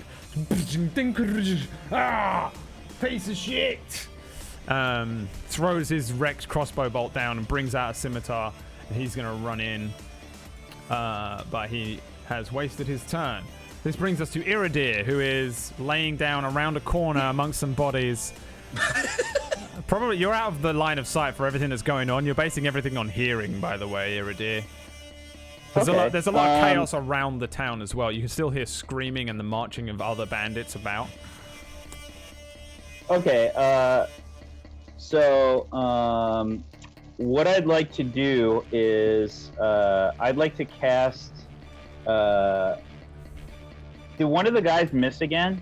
One of the crossbow guys that has the fairy fire? Yeah. Oh, yeah. He had disadvantage on his attack roll, which he missed anyway. So yeah. Okay. Yeah, I'm gonna cast Vicious Mockery on him again. Yep. And yeah, I'm just gonna do more of the. Can't you hit a fucking target, you useless twat? What did we hire you for? It's an 8 on his dex save, which is a fail. So roll me a d4. 4. Ooh. Yeah, so you just see this guy, like his nose just explodes with blood as he grabs his head. Ah! What are you doing? He kind of like stumbles one way, looks at his friend who's like just stood there with his own crossbow, like loading a new crossbow bolt in. What? Why? What is happening? Why does my head hurt? Why do you keep calling me a twat? I ain't said nothing. Just shoot him. It ain't so hard. The other guy just looks crazy and confused right now. His nose is bleeding. His eyes look bloodshot. Because you're just dealing like psychic damage to him and confusing him completely. Is that the end of your turn? Yeah, I can't see what's happening to 19, so I don't know that he's hurt or that he's on the ground. So I'm just gonna stay where I am. Okay. 19. Please roll me a death saving throw, please. Oh my god. That is a fail on a 9. So if you on your sheet you mark, there's a place where you can mark your. Oh, I know, Brad. You don't gotta explain that one. No. Okay. I don't know. I can't remember. One fail. So the hulking form doesn't move on the ground. The next bandit is the one which was loading the crossbow bolt. He fires a crossbow bolt at you, Rin. On a 10, he's just confused and just tung. You see, like this crossbow bolt probably flies over your head and dung into a wall nearby. Fire immediately ignites the crossbow bolt. This guy is dead, so that brings us to your turn, Rin. So you have a guy next to you, who's the other guy that killed 19. Knocked 19 out, and now he's moving towards you with his sword out. Oh, okay. So I would like to go ahead and attack with my whip again. Okay.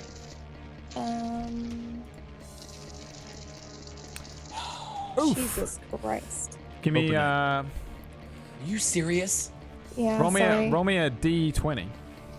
Okay. Rin, please. Did you crit fail? Yes. 1 to 10 was that the whip breaks, and 11 to 20 was that you hit drift. So you bring the whip back, and it catches a light. The fire and the flames behind you that are purple ignite this thing, and it flames and immediately catches your hand, and you probably drop it. Can I just drop it? Yeah, and can it's I sitting drop on the it? ground on fire. Holy shit. And then I would like to use my last key to do an attack, and it is flurry of blows that I can do this with, and it is 2 strikes. It's not 1. So I would like yes, you consume a key point Yeah. and make 2 unarmed strikes. So give me 2 d20s plus 1. Oh, A 13 is a hit, and a 1, a critical failure. Wow! Jesus, Rin! Miss. So, give me the damage on the first hit. Can I You're just gonna do? break your own neck. Yeah. Can I fact- just do the whip here? Can I just do that? Is it the same? Yeah, a d4 plus Yeah. damage. Yeah. It's Do not that. slashing, but Do it twice. okay. You jab out at the dude and you smack him, and he brings his sword up like that. With the second one, he grabs your wrist and twists it, and you take the 2 bludgeoning damage. He takes the 3 from the first hit. As you guys enter into like a little fisticuffs here. He grabs you, and it's kind of like he's got one sword. He twists your arm, and now he's going to attempt to bring the sword in on you. And slice you up a treat with his scimitar. This is his turn. A 12, I assume, is a miss. Yes. I will allow you to do like one of those, like he grabs your wrist, twists you, and you like flip over that way as he swings underneath. And you guys are just doing this dance. You do like a crazy flip. He brings the sword underneath your legs. Feisty. He says, at least you put up more of a fight than that thing. Ding, and kicks the Warforged leg. Drift. Yeah. Your turn. So I want to, can I look at Rin real quick and just, Rin, is 19 down? Yes. 19's down! I want to just call it out as I go to stab the guy right behind me. Sure. Right here, I'll show you.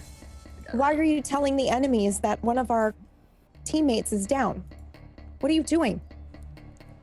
I'm not answering her. I'm in the middle of the swing. Okay. sorry. Just in the middle of the swing. Boom. Gonna throw just a good old shadow. Adam.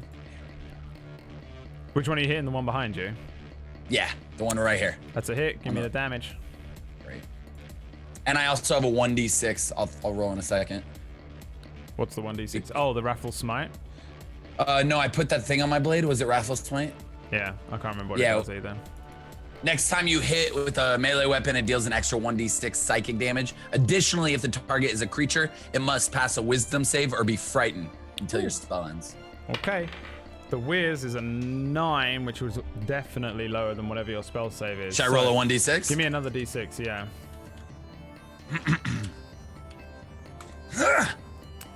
Okay, so 9 in total.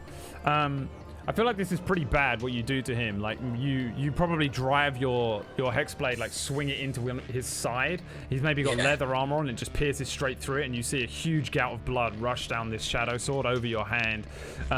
He stumbles left, just he looks up at you and he is terrified. He's frightened? Yeah. Yes! For sure.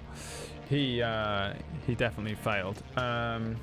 Frightened creature means that a frightened creature has disadvantage on ability checks and attack rolls while the source of its fear is within line of sight, and it can't move willingly closer to you.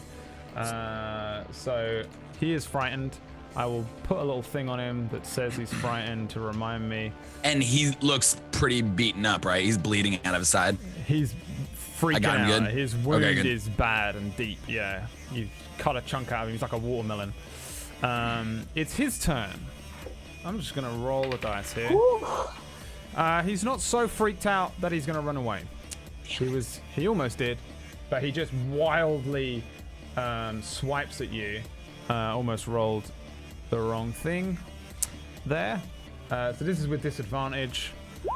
17. I got 18. Yeah. You Oh, is right. He sort of just wildly swings at you, and you very easily parry it away or dodge. And yeah, he misses on his one. Then another couple of crossbow bolts, I think. 1, 2, and then that guy. Okay, so a crossbow bolt towards you, Rin. A crossbow bolt towards you, Drift. 2 hits. Rin, you take 3 piercing. I'm just gonna like spin around and fall onto the ground. You take 3 piercing. You down? No. Oh, okay. 3 piercing damage each. 2 crossbow bolts, 1 from either end of this road. Just one maybe catches you, Drift, in the hip. Yep. Rin, you're like busy trying to avoid this guy, and this crossbow bolt runs across the top of your shoulders, opening a laceration there. And then the guy, which is there's another guy to your left, the one that came running in after his crossbow bolt. His crossbow exploded. Drift, he's gonna swing at you. Whoosh over the top of you. Damn. Iridir, They're everywhere. it is now your turn. The others are being massively swarmed here. You hear for some reason that he's still. I love that he's laying in just dead bodies, just like what's going on? For some inexplicable reason, you hear the tiefling scream. 19 is down, and then a conversation happens somewhere in there. The dude who's kind of in front of you at the edge of the road, the crossroads, is still kind of holding his face. He looks very confused. He's trying to load his crossbow. The other one next to him is just loading his crossbow, about to bring him up. They look very confident. The one who's messed up kind of just looks confused, but the other guy looks real confident that he's going to kill this little elf girl in front of him. Okay. So, first thing first, I don't need to see, I don't think, with Healing Word, I don't think that I have to see 19. Oh, okay. Oh, no, I do have to see him. Okay, yeah, I do have to see him. All right, so what I'm going to do, is I'm going to try to... I think what I'm going to do is first I'm going to cast Minor Illusion in front of them, in front of the 2 guys at the end of this alley or whatever, and I'm going to make an image of a beautiful naked woman that looks like she's running out of the fire. Just like like she can't make any noise, but like she's running. She's just gonna try and run past them. And what I'm trying to do is get them to look one way, and then I'm going to stand up and see if I can get in range to see 19. Okay. That's a cantrip for minor illusion. Yeah. I'm gonna roll investigation checks for these guys. So this woman comes running out of a building in front of them. Fire building. The building, maybe the building with the wall that's collapsed, so she just comes running out of that. What is your spell save DC? Oh wait, I know what it is. Hang on. It is 14. He has rolled. The first one rolls a 12. The second one rolls a 6. Come on. So the woman comes running out in front of these 2 men, and the first one is already confused. Just whoa. The second one, get out of the way, woman. He's more concentrating on the threat of the other 2 that are fighting ahead of you. It looks like he takes aim at her though. with his crossbow, following Okay. her. And then you want to move behind them. Yeah, and I cast Healing Word on 19. I think what I say is, no time to sit down on the job. And I heal him for 3 plus my spell cast. Yes, thank God. Okay. So, 3 plus your spellcast modifier, which is charisma. Yeah? Yeah, So 4. So 7. 7. 19. Your eyes come back up.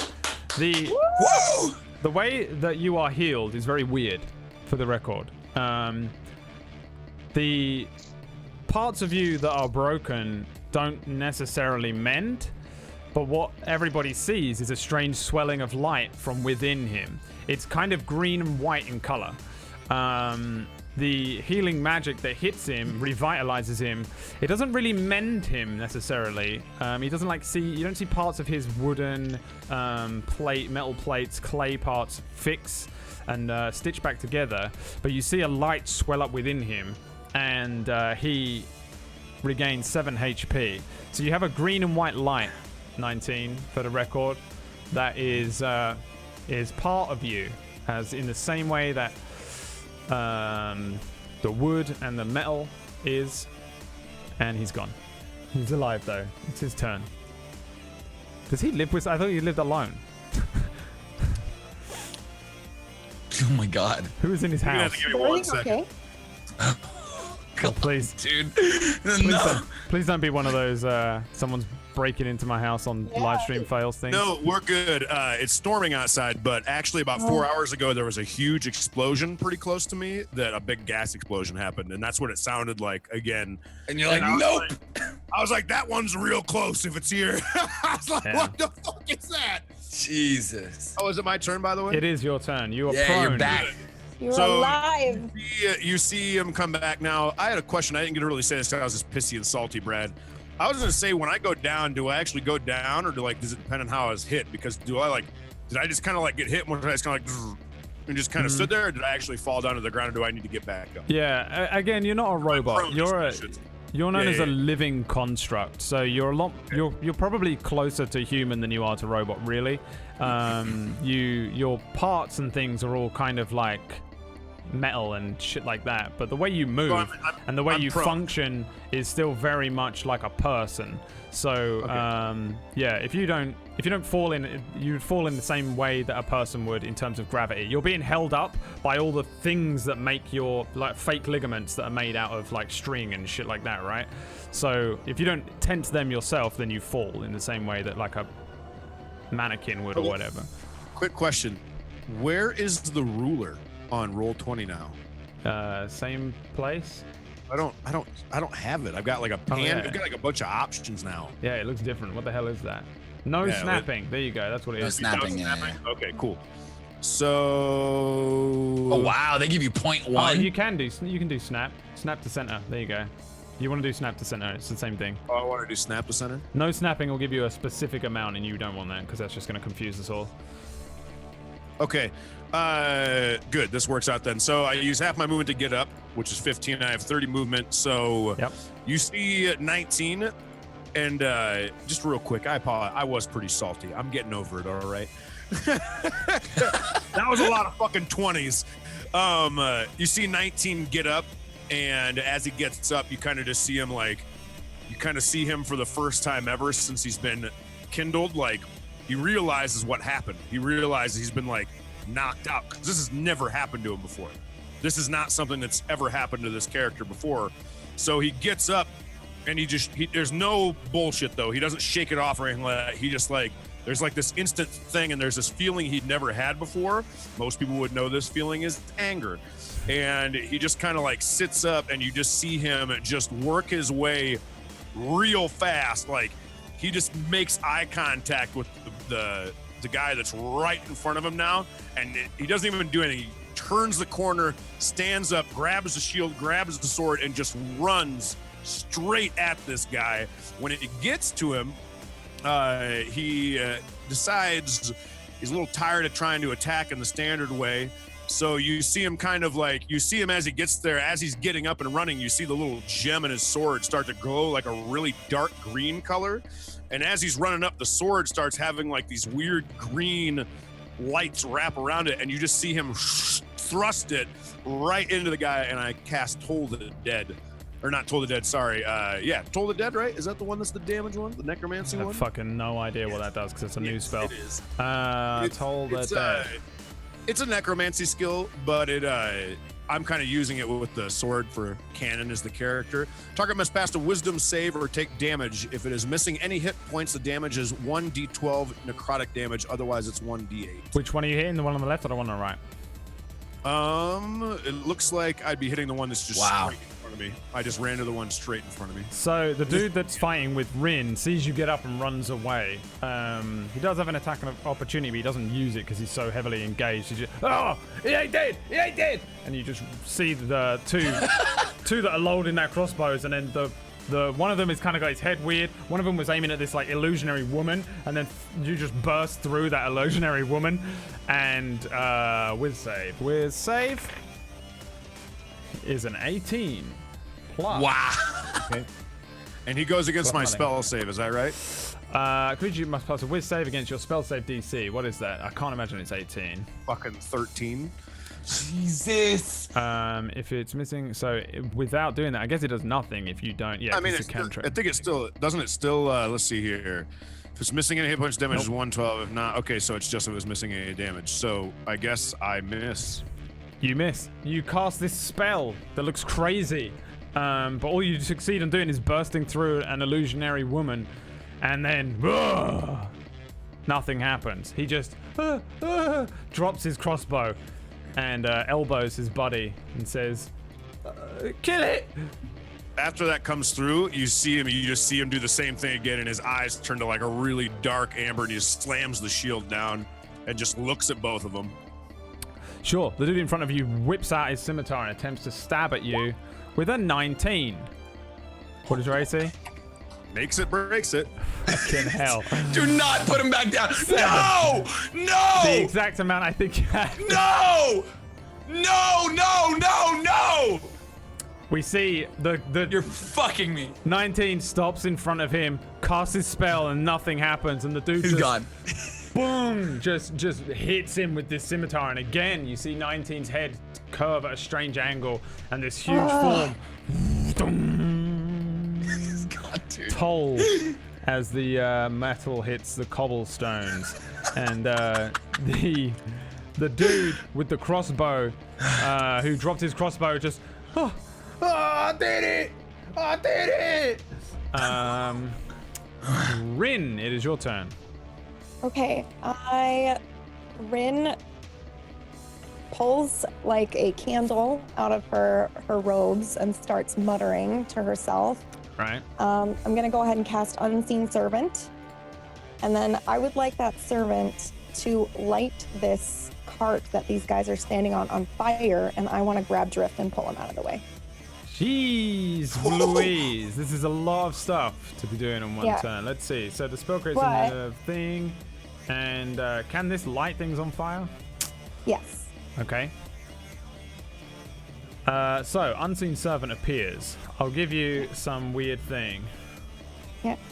We'll give you another gelatinous cube thing. There you go.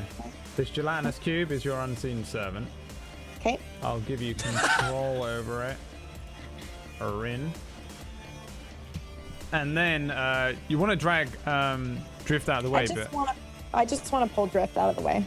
Yeah, your action is to cast this thing. Really, if you want to grab him and drag him out of the way, you would need to use a thing. But sure. I'll say that you can do it, but it's more of it leans more on RP than an actual thing that you can do in your turn. Yeah, sure. Because your 6 seconds has mostly been like, I cast a blah blah blah Hudagabar spell, and then the thing happens, and then you tell it what to do. It's kind of then you're already in your next turn. So, but you can be grabbing at Drift and like dragging him away, as the car around you just begins to Rin? set fire. I got you. Let's see. We'll see. See. Based off the everything that's been going on, I don't honestly whipped me. Yeah, I don't think you got me. No. The bandit behind you, Rin, is gonna swing at you with his scimitar on a 21. Oh! Who am I, Wax Steven? You know what this is? This is because Wax Steven put easygoing DM on the overlay, which was a terrible mistake. Why would you do that? All he did was imbued me with his power of rolling, because this is how Whack rolls as a DM. So you cast a spell, you begin to drag at drift, and then you feel the blade cut into your side. As you attempt to dodge, it opens up another laceration along one of your sides, dealing 5 slashing damage. Okay. Drift, it's your turn. You're being dragged out of the way. Rin, you can move your thing, by the way, and Oh, okay. you can. What are move. you doing? What are you doing? I got him. Okay. You can. I just didn't want you to get caught on fire. Okay, well, I didn't know you were catching this thing on fire. And then, yeah, so I immediately just pull out my, or I have my sword out, and I just change my game plan. Thank you so much. And then I cut to the guy over to the left of me. Okay. The guy who just cut me open. Yeah, the guy who just cut you open. Thank you. I got your back. Here we I go. appreciate that. Ah! It's a crit 26. Natural 20. Give me all the damage you want to 14. do. Is this got Raffle's Smite on it? Did you do that or? No, I didn't No. do anything. So, 14 to who? Which one do you want to kill? The one to the left. How do you want to kill him? Oh my Yes! gosh. I just want to just straight up through his throat. Just stab it right through his throat. Yeah, he brings Gone. a sword across Rin, and then there's a sword in his throat, and he's crumples on the ground in front of Don't you. touch her. And I pull it out, sword out. Nice. He is. Can I back up a little so I'm not on the cart? You may. Do I have to like do? You off, But if I get pulled, do they get an opportunity of attack? You don't technically they're on get pulled. fire. You're moving out of your own volition Oh. here. So, all right, what's gonna happen if I stay on here? Do I get burned? Is there like what? If you I stay want to there, know my. you'll be burned when it. Yeah, you'll be burned.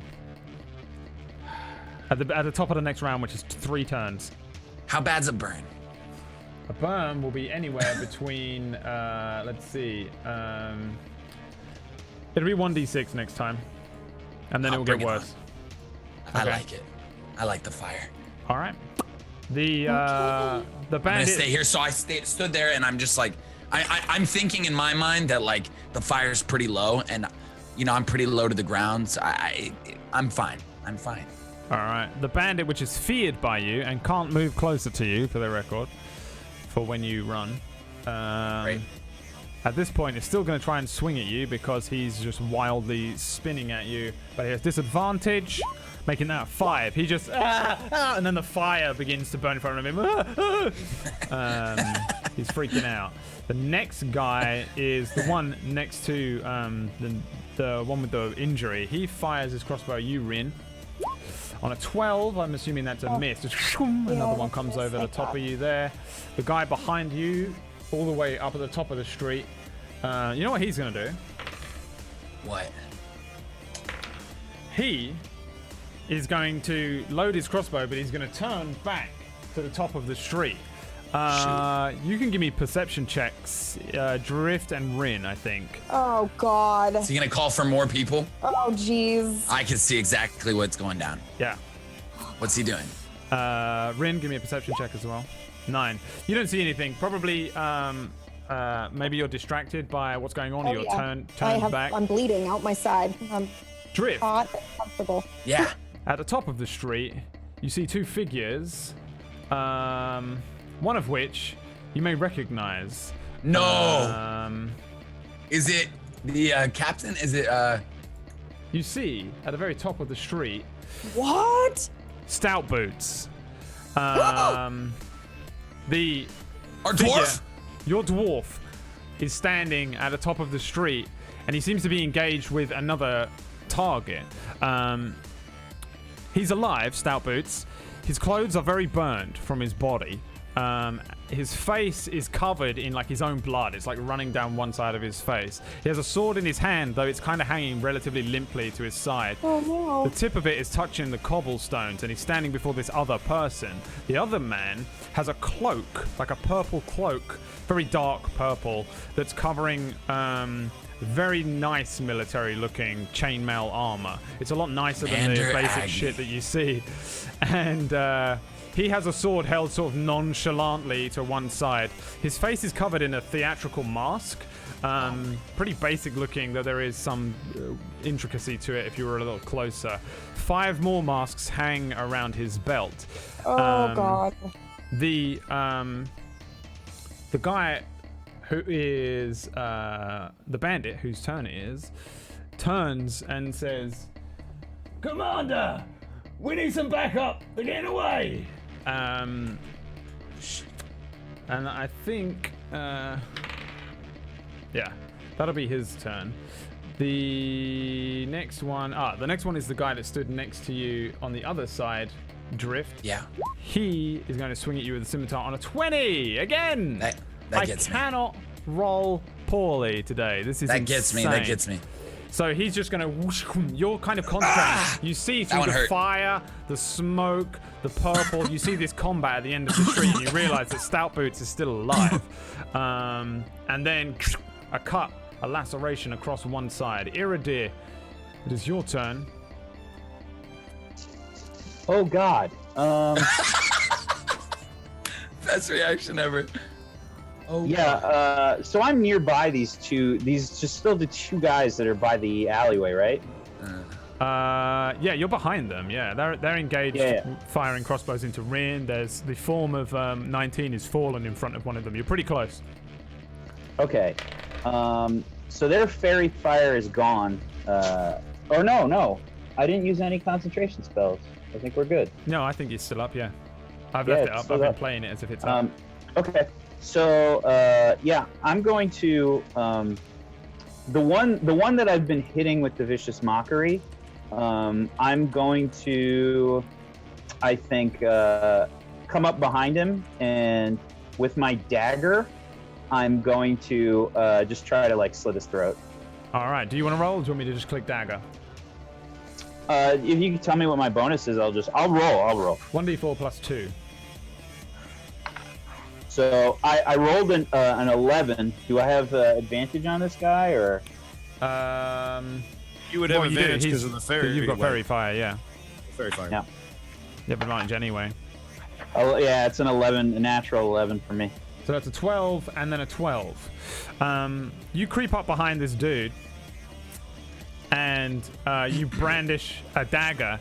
As you bring it up towards where he is, he's kind of like stumbling around his head. He sees you in the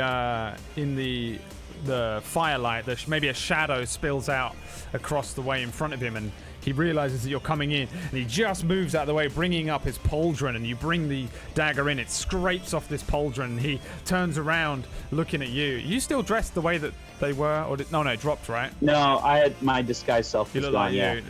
Ah! He turns as if he's just gonna wildly flail at you now. Yeah, and I just I yell, "Oh, sorry about that. You had a bug there. I was just trying to kill it." Yeah, right. Let's see. So that's the end of your turn. Yeah, I think that's all I can do, unfortunately. Cool. 19. Can you give me another death saving throw, please? Remember, this is refreshed though. Oh my god! Again? Another 9. That is unfortunately a failure. 19. The huge lumbering form is still unconscious in front of where you guys are. Bandit that took out 19 is going to fire a crossbow in at you. First of all, I'm going to give him a little perception check. And that is a critical strike on Rin with a 23. Oh, we're all going down. We're done. We're Which makes dead. that a 4 plus 2 piercing. He just spins around. She hits the ground. She's out. Boom! Straight into the shoulder. Spins Rin around and she boom hits the ground. What? KO. KO on Rin. He shouts, "Oh, another one! I'm on fire today! Who are you?" He turns around and sees Iridir. Rin's turn. Can you give me a death saving throw, please? Oh boy. Are you serious? This is episode 2, guys. I know. This is crazy. Where do I do that? I'm sorry. Easy going I know that you DM. didn't need to explain it to Tiger, Oh, but you're yeah. gonna need to So tell me. you have a button in the center of your sheet that says Death Saves. If you just click on the words Death Saves, it will there highlight is. it. Okay, perfect. Thank you. A 20! Hey, that's 2 up. Rin, here's what happens. Yes. Yes. The crossbow bolt hits you. As you're falling, Yes. you black out. You hit the deck and wake up with 1 HP. You are prone Let's go. on the ground. What? A crit 20 Okay. on a death save, you get back up with 1 Alright. HP. You are prone, which means you're laying on the ground. You have to take half your movement to stand up. But yeah, you just and then you got a big old crossbow bolt in your shoulder here, and it hurts. Okay. And you got a few lacerations over you. And the I'm smoke sweating and the and it's fire awful. and everything Okay. is horrific around you. But you're on 1 HP. That does end your turn though, and brings us to Drift. Okay. So the fires. Do I roll for the fire right now? Oh. Oh. Yes, actually, yeah. Roll me a d6. So this is really scary. Just know if we see a 6, things are not good. Oh God. Oh, thank I'm God. up. 3. I'm up, baby. My last ditch effort. Here we go. The thing is on fire underneath you. You take fire damage just from being in it. You are resistant to fire. You're a tiefling. Yeah. So it's only half, so it's 1. 1. Sure. I'm Don't so forget excited. that. I will never remind Okay. you again. I have I'm a gonna do question. like I have a this. question. I have a question. Yes. Okay. So if the guy above me is scared of me, would he swing at me if I moved out of his way? He can't, no, because he's Great. he's Okay, scared so of I you, only can't have to get deal close with to you. one hit, correct? Yeah. Okay, great. So I'm gonna actually I wanna try something. We'll see if you let it fly or not. I'm gonna jump back. So he'll have an opportunity of attack, which could hurt me, but then okay, let's try this. I'm gonna jump back towards Rin. Right next to Rin. Okay, this guy's gonna swing at you with his scimitar, the one that's on the left of you. On a 20. But Brad, No, what? I'm gonna yeah? use shield, which is a reaction, Oh, correct? Yes. Nice. So I'm hit by that attack. How many spell slots do you have? Oh, I have no idea. I've never played a I just realized you're spellcaster. just throwing spells out. This and is you're a fun, and I'm warlock. having a blast. Okay, spell slot. You have 2. I think you've cast 2 already. You've cast Have I? You've cast Wrathful Smite, and Yeah. that's it. Okay, That's yeah. it. This can. Okay, so you have no spell slots left. Yeah. Here's what I'm Are we gonna good? do. Yeah. I knew it. I knew it. Yeah, you're good. You're good. So yeah, you can do that. You cast Shield, and that gives you a +5 to your AC Yeah. for 1 turn as a reaction. So yeah, you just see this guy. He brings it towards where your face is. And Yes. how does your shield look? What do you do? It's just like it's just like this barrier that he didn't see at all. So it's just like it like But I would see say it. like, yeah, right? like you can see it. Force? Yeah. Yeah, it's like a force, exactly. So Yeah, like as he's cool. swinging like towards my head, it just Yeah. like bounces off and he's like, doom. Yeah. Cool. Just Okay. commanders. Wicked. Okay, And- so you move. But yeah, perfect. So I'm gonna move next to her. Yep. And then for my is that a cantrip or is that a spell? Hold on 1 sec. Reaction. So I can't use like Hellish Rebuke, anything like that anymore. My spell No. slots are gone. Your reaction's been consumed and your spell slots are gone. You have no more spell slots. You can cast cantrips. They're unlimited. Okay, so I can do Eldritch Blast. Yep. Great. So I'm gonna do Eldritch Blast to the non-confused guy. Okay. Give me that All right. attack roll. I got this. And I'm just gonna hold out my hand and concentrate, and you just see all these sort of colors forming and forming. And as my hand draws back, I don't even push forward or anything. It just shoots out. Okay. That's just showing you the spell, huh? Okay then. Ranged spell attack for you is a you have plus 6. So D20 plus 6. We'll create this as a spell for next time. Sorry, I just wanted to show the audience, you know, what the spell does. An 8. Yeah, you launch this thing out. It pushes past you. It hits the building behind where these guys are and just bursts some of it up. You see some of the fire pass. Yeah, you miss this dude. Anything else? Miss him? You miss on an 8, yeah. You rolled Did a anything 2. cool happen with the building? You exploded a bit of it. All right, cool. No, that's it. Okay. The bandit that was afraid of you curls into a ball on the ground. He's still so scared. You're just freaking out. All right. You can't do anything. Let's go. The one which is attacking Iridir turns on Iridir and swings at you with a 22. What the? I literally Swings cannot. on who? Iridir. Iridir, I assume that's a hit. Well, I don't have my sheet in front of me, but I can say it's almost guaranteed to hit, yes. Your AC is 13. So yeah, he just brings this scimitar down wildly. It slices across the front of your fine clothes. You're trying to end this, Brad. Opens You're trying you to up. end us. I'm not. These rolls are crazy. You would have killed the fuck out of them by now. The sword slices down the front of you, Iridir. The blood rushes out. You've probably not taken a wound like this for a while, if ever. And it is 5. Your max HP, if you can't remember, is 12.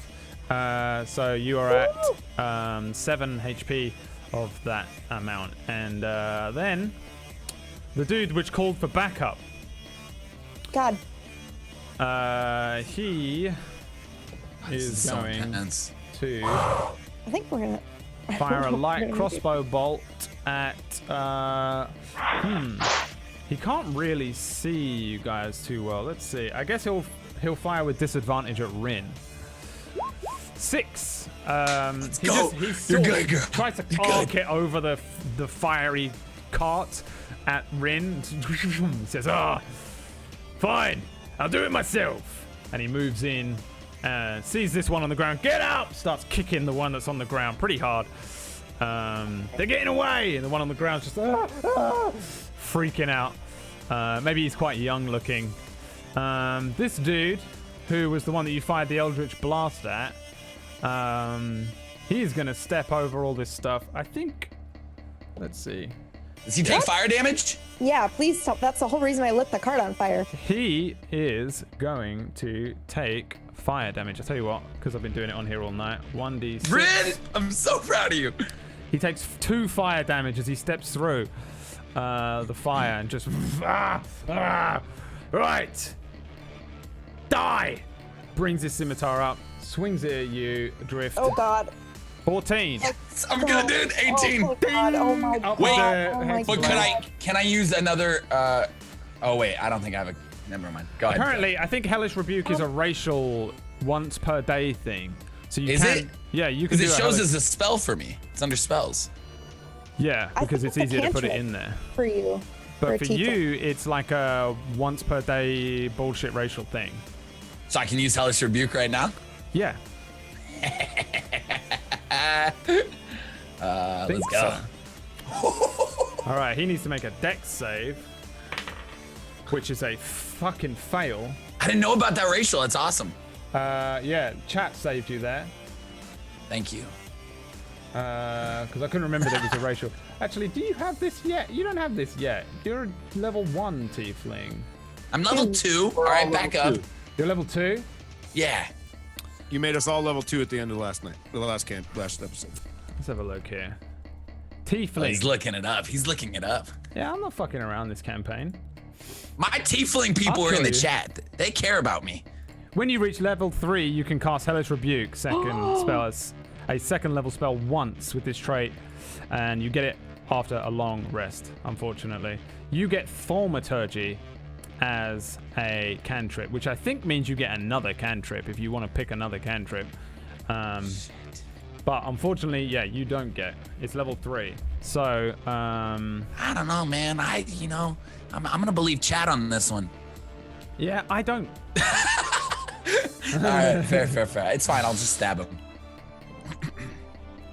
So you're gonna. Wait, he moved into my bubble. So can I react to him? No, he needs to move out of it. Okay, yeah. He's just swinging at you, and that's the end of his turn, unless you Yeah. can do some crazy shit. Iridir, it's your turn. There's a dude who's stabbing you right now. I'm 19. Okay. Yeah, I think I'm just going to kind of scream like my head off and just say, "This isn't how heroes are made!" and just try and slice him with my dagger. Okay. That's a natural 11 for me. That is a natural I'm not meant 11 for combat. plus 2, 13. That's a hit. Yeah, buddy. This time I'm meant for combat. And it's a D4 for damage, right? 2. 2. I don't know what the modifier is. I think I get my 2 plus 2. proficient. Yeah, I do get a 4. 4 damage. How would you like to kill this man? Oh my god. It's totally an accident. Like I totally like just stick my arm out with the dagger in my hand, and I just somehow through his defenses like stab him in the throat, and it's complete shock to me. Done. Yeah. And you see, I just. yeah. He slices down and then another one stabbed in the throat, chokes on his own blood, stumbles one way and falls onto the rocks behind him and begins to bleed out and choke to death and die. You still Is have. the other one within melee range of me? Yes. Okay. He's right next to the one that you killed, and he's turning on you. Yeah. Yeah, I look at him and I just give him my best. And that's how you do it! Yeah. He's unfortunately this is the one that's like knocked out 19 and then knocked out Rin and thinks he's on top of the world. So yeah. He just looks at you and says, yeah, let's try that. And he brings up his own scimitar as if he's going to try and stab you in the neck. Oh, no. That end of your turn? That's it. 19. Can I have a death saving throw, please? If you roll a 1, you die. If he rolls a 1, he's dead. No. That would be okay. Yes! A 14 is a mate. Woo! He's 1-1. 1-1. The bandit, which was bringing his scimitar up to swipe at Iridir, does so. On a 6, he misses. Just swings at Iridir, who just flails backwards and... Ugh, you're quite quick for a dying man. Yes, I am! And I'll have you know that I am going to end you, sir! It's almost impossible to hear what Iridir is saying through the crumbling of the town around. But he screams at this dude. That brings us to Rin's turn. Oh, yes! Okay. So 3 bandits left. One of them is freaking out, feared on the ground. Okay, so can I have my unseen servant light the guy on front of me in fire? Can you just... Did she go? Is it concentration? I mean, what can he No. even do? It's just an hour long, so he can do something every turn, and he can light fires, simple clean tasks. old clothes. Yeah, so like, not much. I mean, I think if he's gonna light a fire, he's probably just stood behind this dude just with like a flint and that, just like... It's not really going to be the most effective thing. Unless, I guess, he picks up something off the ground. Yeah, can he just pick the burning, And throws like it a at the burning dude. plank of wood? Yeah. Roll me a d20. Oh, God. Nice. DC 10 to set this guy on fire.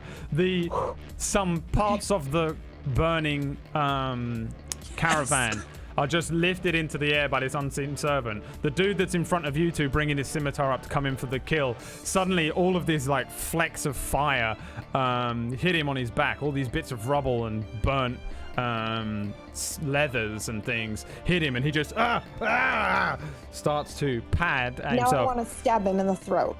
Give me a d6 first. Oh my God. He's gonna die. Oh my God. That's a 1. You do 1 Thanks. fire damage to him. Thanks. He just Unseen servant. It's like little hot rocks. It's not much. It's like it's nothing. It's just a flesh wound. Ugh. And then you can give me your stab. Okay. Just kill him. God. Okay, I hope Rin, so. kill him. Do I have advantage at least? Nope. That is a hit, though. Let's go. High damage, high damage, high damage. 4. Yeah, you just probably like hook him in the gut with it. It goes in. Okay. You see this like pick stab him in the side, and he the fire burning. Got a couple of cuts on him already. You pull the thing out with a small gout of blood, and he stands firm. Not enough. I've seen more fights than you've had cooked dinners, you little shits. But he looks like he's struggling. Truthfully, he's very wounded. Presuming that's the end of your turn. Yeah, I think so. 'Cause the unseen servant, does that count as my bonus action now? Yeah, on your bonus action, you can do stuff. You mentally command it to do stuff. Okay. So, yeah.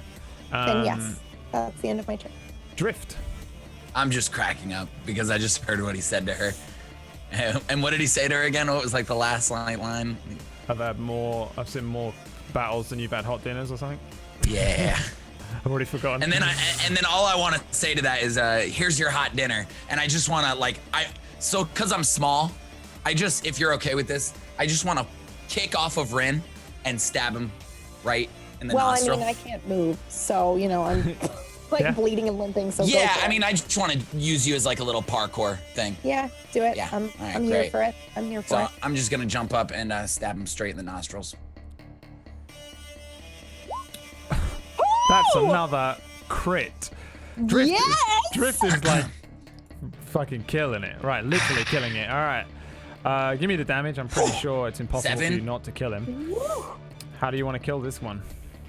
I mean, I just stabbed him in the nose, so he should know how he's dying. His whole face just caves in. Blood everywhere. Get him in the soft bit of the cartilage of his nose. It's just horrific. He doesn't even let out a cry. He falls onto the flames behind him. And he is very dead. Anything else on your turn? No? Yeah. Can I bend down to help out? Can I go to 19 side? Mm-hmm. Like, is there anything I can do to make sure he stays alive? You can try and stabilize him, yeah. But you've used your Oh, action. I didn't know that. I've used my action, but I at least want to get by. Oh, there's 2 there. I mean, I'm just gonna head that way. I'm gonna be right behind 19, just in case I want to mess with the bandit. If they don't take care of that man. Yeah, so I'm just gonna move. I'll be like, Rin, I'm taking care of 19, and you just see me like running. Cool. So, let's see here. Who's next? This guy. Okay, so the guy who's freaking out on the ground is doing nothing on his turn at this point. I feel like he's basically going through his own like chaotic trauma. The guy behind him is kicking him, telling him to get up. He sees you, Rin, and he's going to launch his light crossbow once again over the flames. Ah! An 8. He just can't see you too well. Good. See it launch. Iridir, it probably passes you as it launches down the street. This guy is dead, which brings us to Iridir's turn. All right. Hopefully it sounds better now. Yeah. Does it sound better? Okay. Sounds I think okay. that was I think it was the power plug. Anyway, I'm going to just say, "What are you shooting? We're almost dead anyway." And I'm going to just try and attack the guy that's right next to me. Please. That's a 3. Yeah, God that's gonna be a damn miss. it. You just bring this dagger across him, and you see it just strike his chainmail. I'm a lover, not a fighter. Anything else? I got nothing. Okay, 19. Give me another death saving throw, please. Please. Wait. That guy's green, so doesn't he have advantage? He does. I will say though. I can't see, so I would normally notice that. 19 has rolled a 1 What on is- his death save. No. It's not his turn though. It is. It's not because the 19. He still has to. I get to do my advantage. Will you do anything that will change this roll? He would get to attack.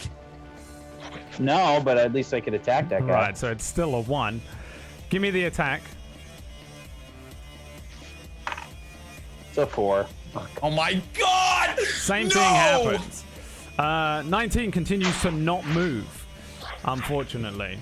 The bandit in front of you, Iridir, is going to give you a swing. A 13 is a hit. That is a lot Makes it, breaks it. Crazy letters and numbers.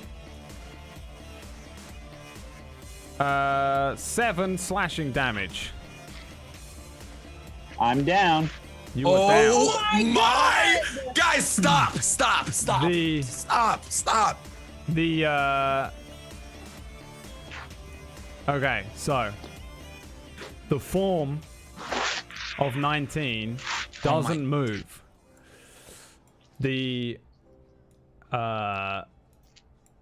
bandit that's fighting with Iridir,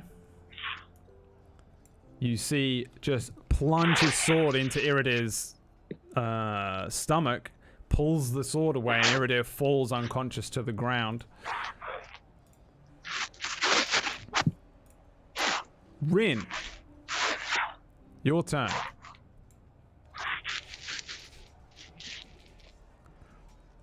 Wow. Okay. Can I try to? I can't do anything to help 19 right now at this point. Dead. He's dead. As far as you Okay. can tell, he's just down and out. Okay. I don't think you can tell when a Warforged is dead, just from looking at him. I mean, no, I'm metagaming right now. Yeah. Okay.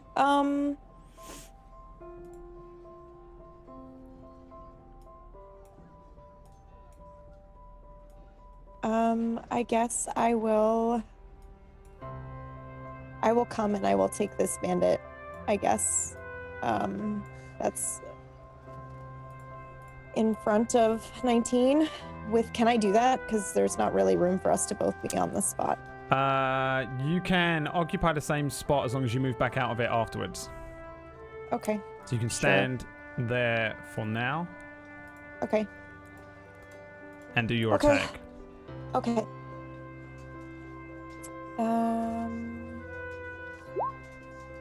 Oh my god, I can't. That's it. I can't with these No, rolls. This is unreal. Epic failure. The dude pulls his scimitar out from Iridir and you see him fall. He turns immediately to you. You bring the dagger down and he just smacks it out of your hand sideways. Your dagger launches off. You lose another weapon. It flies into the house next to you. Drift. What do you want to do? I want to kill this stupid motherfucker. Okay. The bandit's gonna die right now. I'm gonna run to the side of Rin, and where Iridir, I'm gonna run on top of this dead body, and I'm gonna stab the bandit with the shadow sword, and I'm gonna kill him, and he's dead. That is. I cut him in half. I don't care. He's dead. You stab him. Let me see here, because my Roll20 just went crazy on the stream. You run at him. He bats the dagger out of Rin's hand. You stab him. You deal 6 damage to him.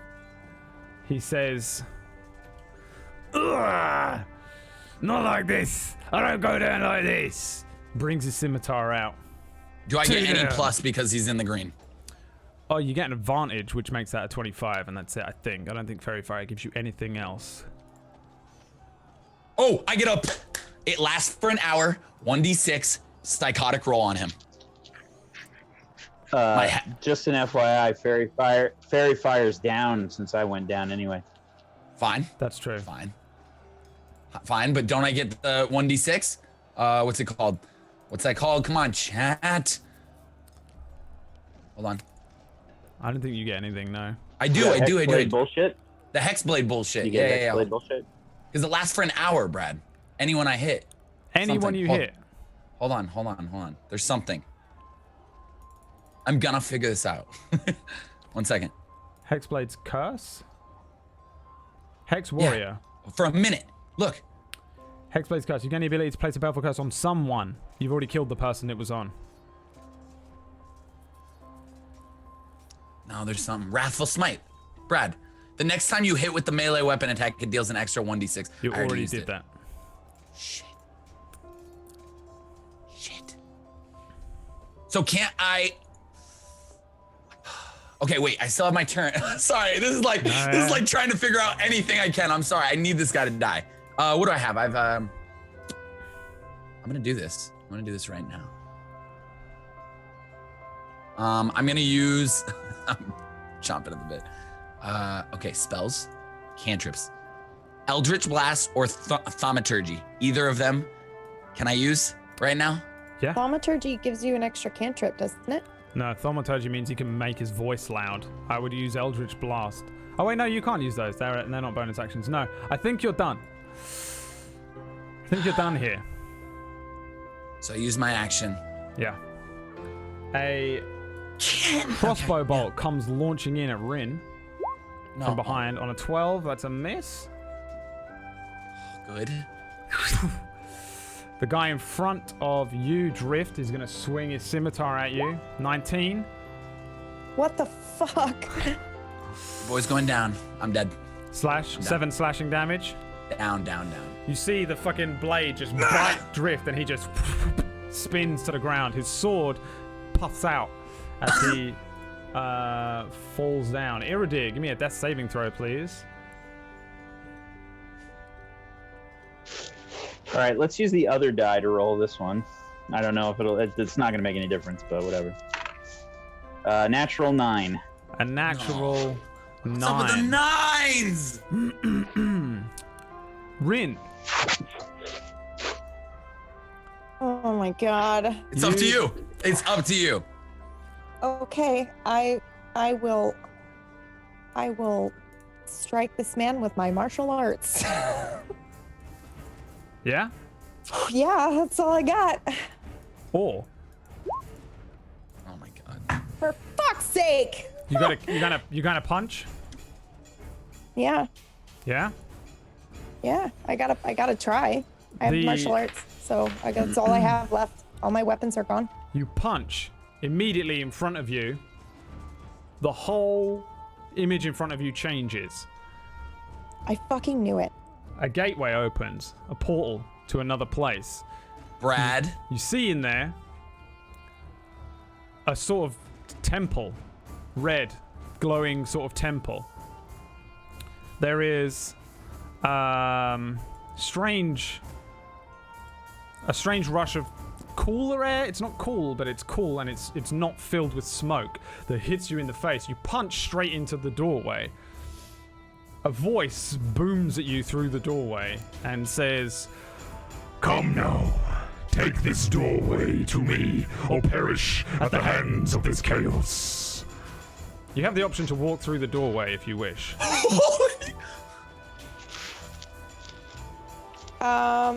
Can I grab a character and have my unseen servant pick somebody up and have us go through the doorway, or is it just me? Is this offer just for me? Do whatever you want to do in this moment. Yep, I would like to have my unseen servant pick up the Warforged, and I would like to try to pick up the Tiefling because he's light, and Iridir, and try to drag them through the fucking door. Okay. Just want to drag everybody through the fucking door.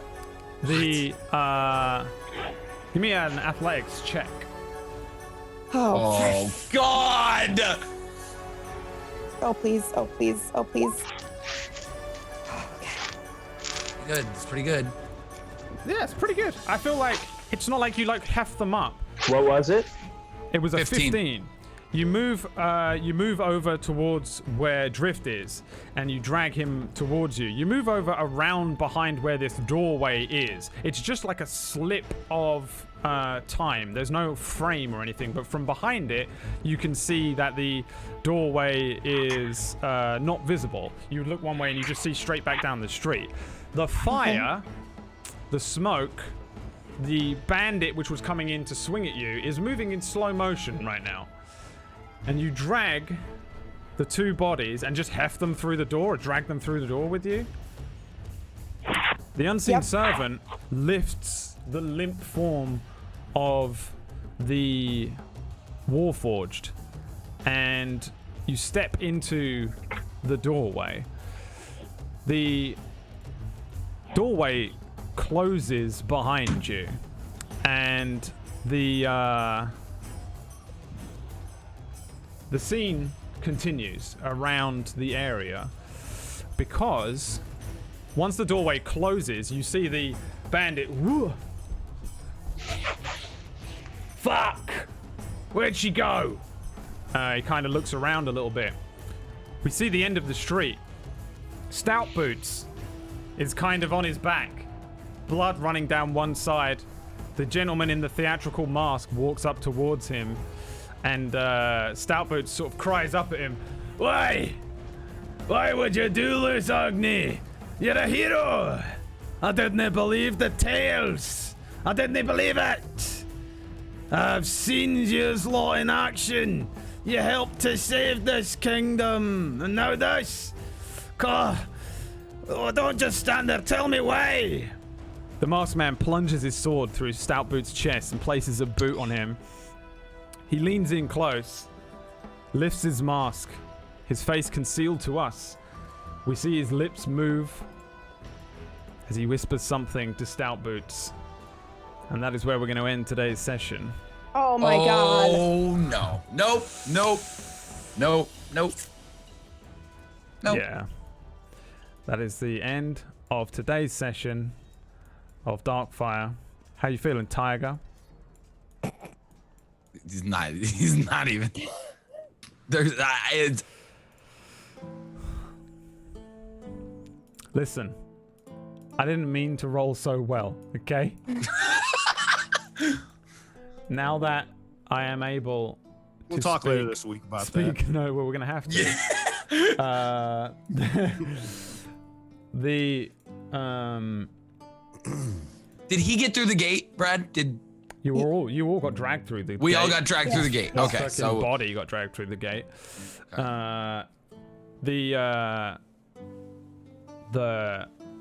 That was not supposed to be that hard. dude, That was not supposed to be that hard. Also, really, you weren't really supposed to fight all of Dude. them. You made Dude, it. level 2, like for characters, is so easy to die. It's just Rough. It's difficult. Everything Yeah. sucks. especially when you land every 20, 21, 20, The 21 real issue was how many plus people to deal with. 20s I rolled. No, it was rolls. Oh, yeah, yeah. Yeah. Crazy roll. I'm glad I rolled them on screen because you wouldn't have fucking believed me. There's no way you would have believed me rolling them if I was rolling them with my hand. Like, I only have one d20 on me here and no other dice because they're all in my front room. So I just was doing it on the screen, and I'm glad I did now because no one would have believed that shit. Yeah. Everything would have changed. And Rin's only out like 1 HP, right? Yeah. She was gonna die there. Like that would have been a TPK. Yeah. It Yeah. still might be. Has that ever happened to you in your D&D career ever, Brad? An almost TPK episode 2? Oh. For you, Whack? What about you, Whack? Whack murders First people in episode. episode 1. Yeah. First episode you whacked an entire party. Yeah, he's whacked someone. and almost a TPK. Tyranny of Dragons is extremely hard as a campaign. It's like a module, and I brought a bunch of newbies into that. They don't tell you like how hard the module is. You just play it, and it was ultra hard. And yeah, the group almost died like first day. That's just insane. Second day, I'm pretty sure I killed Peachy. Yeah. I think third day I killed his second character. Wow. Oh man. Yeah, well, it's ironic that I have easygoing DM on the overlay for the one time Yeah. I've decided not to be. Well, we shall resume Yeah, we'll see you next week. next week. You guys want to do some shout outs? Let's start with Tiger Writer. God. Where can people find you when you're not just dying for an hour? Hi, I'm Tiger Rider, and I am very salty, but I'm fine. I'm just sucking it in. You know what I'm saying? You ever had like a shirt rip? Like your favorite shirt rip? Mm-hmm. That's how I feel right now. I'm just pissy about it. All right, I'll get over it. Yeah. I agree. And if you want to make me feel better, you can just come over and hang out with me in about 5 minutes after this is over when I start my own stream. You're gonna be so mad. How sad I am about it. You're gonna be so upset today's stream. You're just not gonna be yourself. Anyways, I'm Tiger Rider. I'm a full-time entertainer on Twitch. I've been doing it for almost 4 years now. And if you like my content, which if you're brand new, you probably didn't get to see very much of how I do things. Oh, well, I know you. I mean, the sword shield thing was dope as fuck.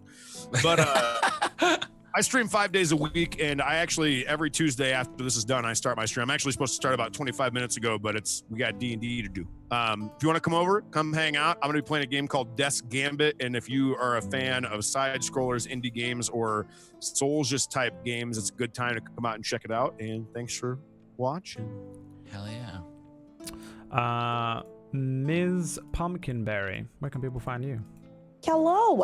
You guys can find me at twitch.tv/pumpkinberry.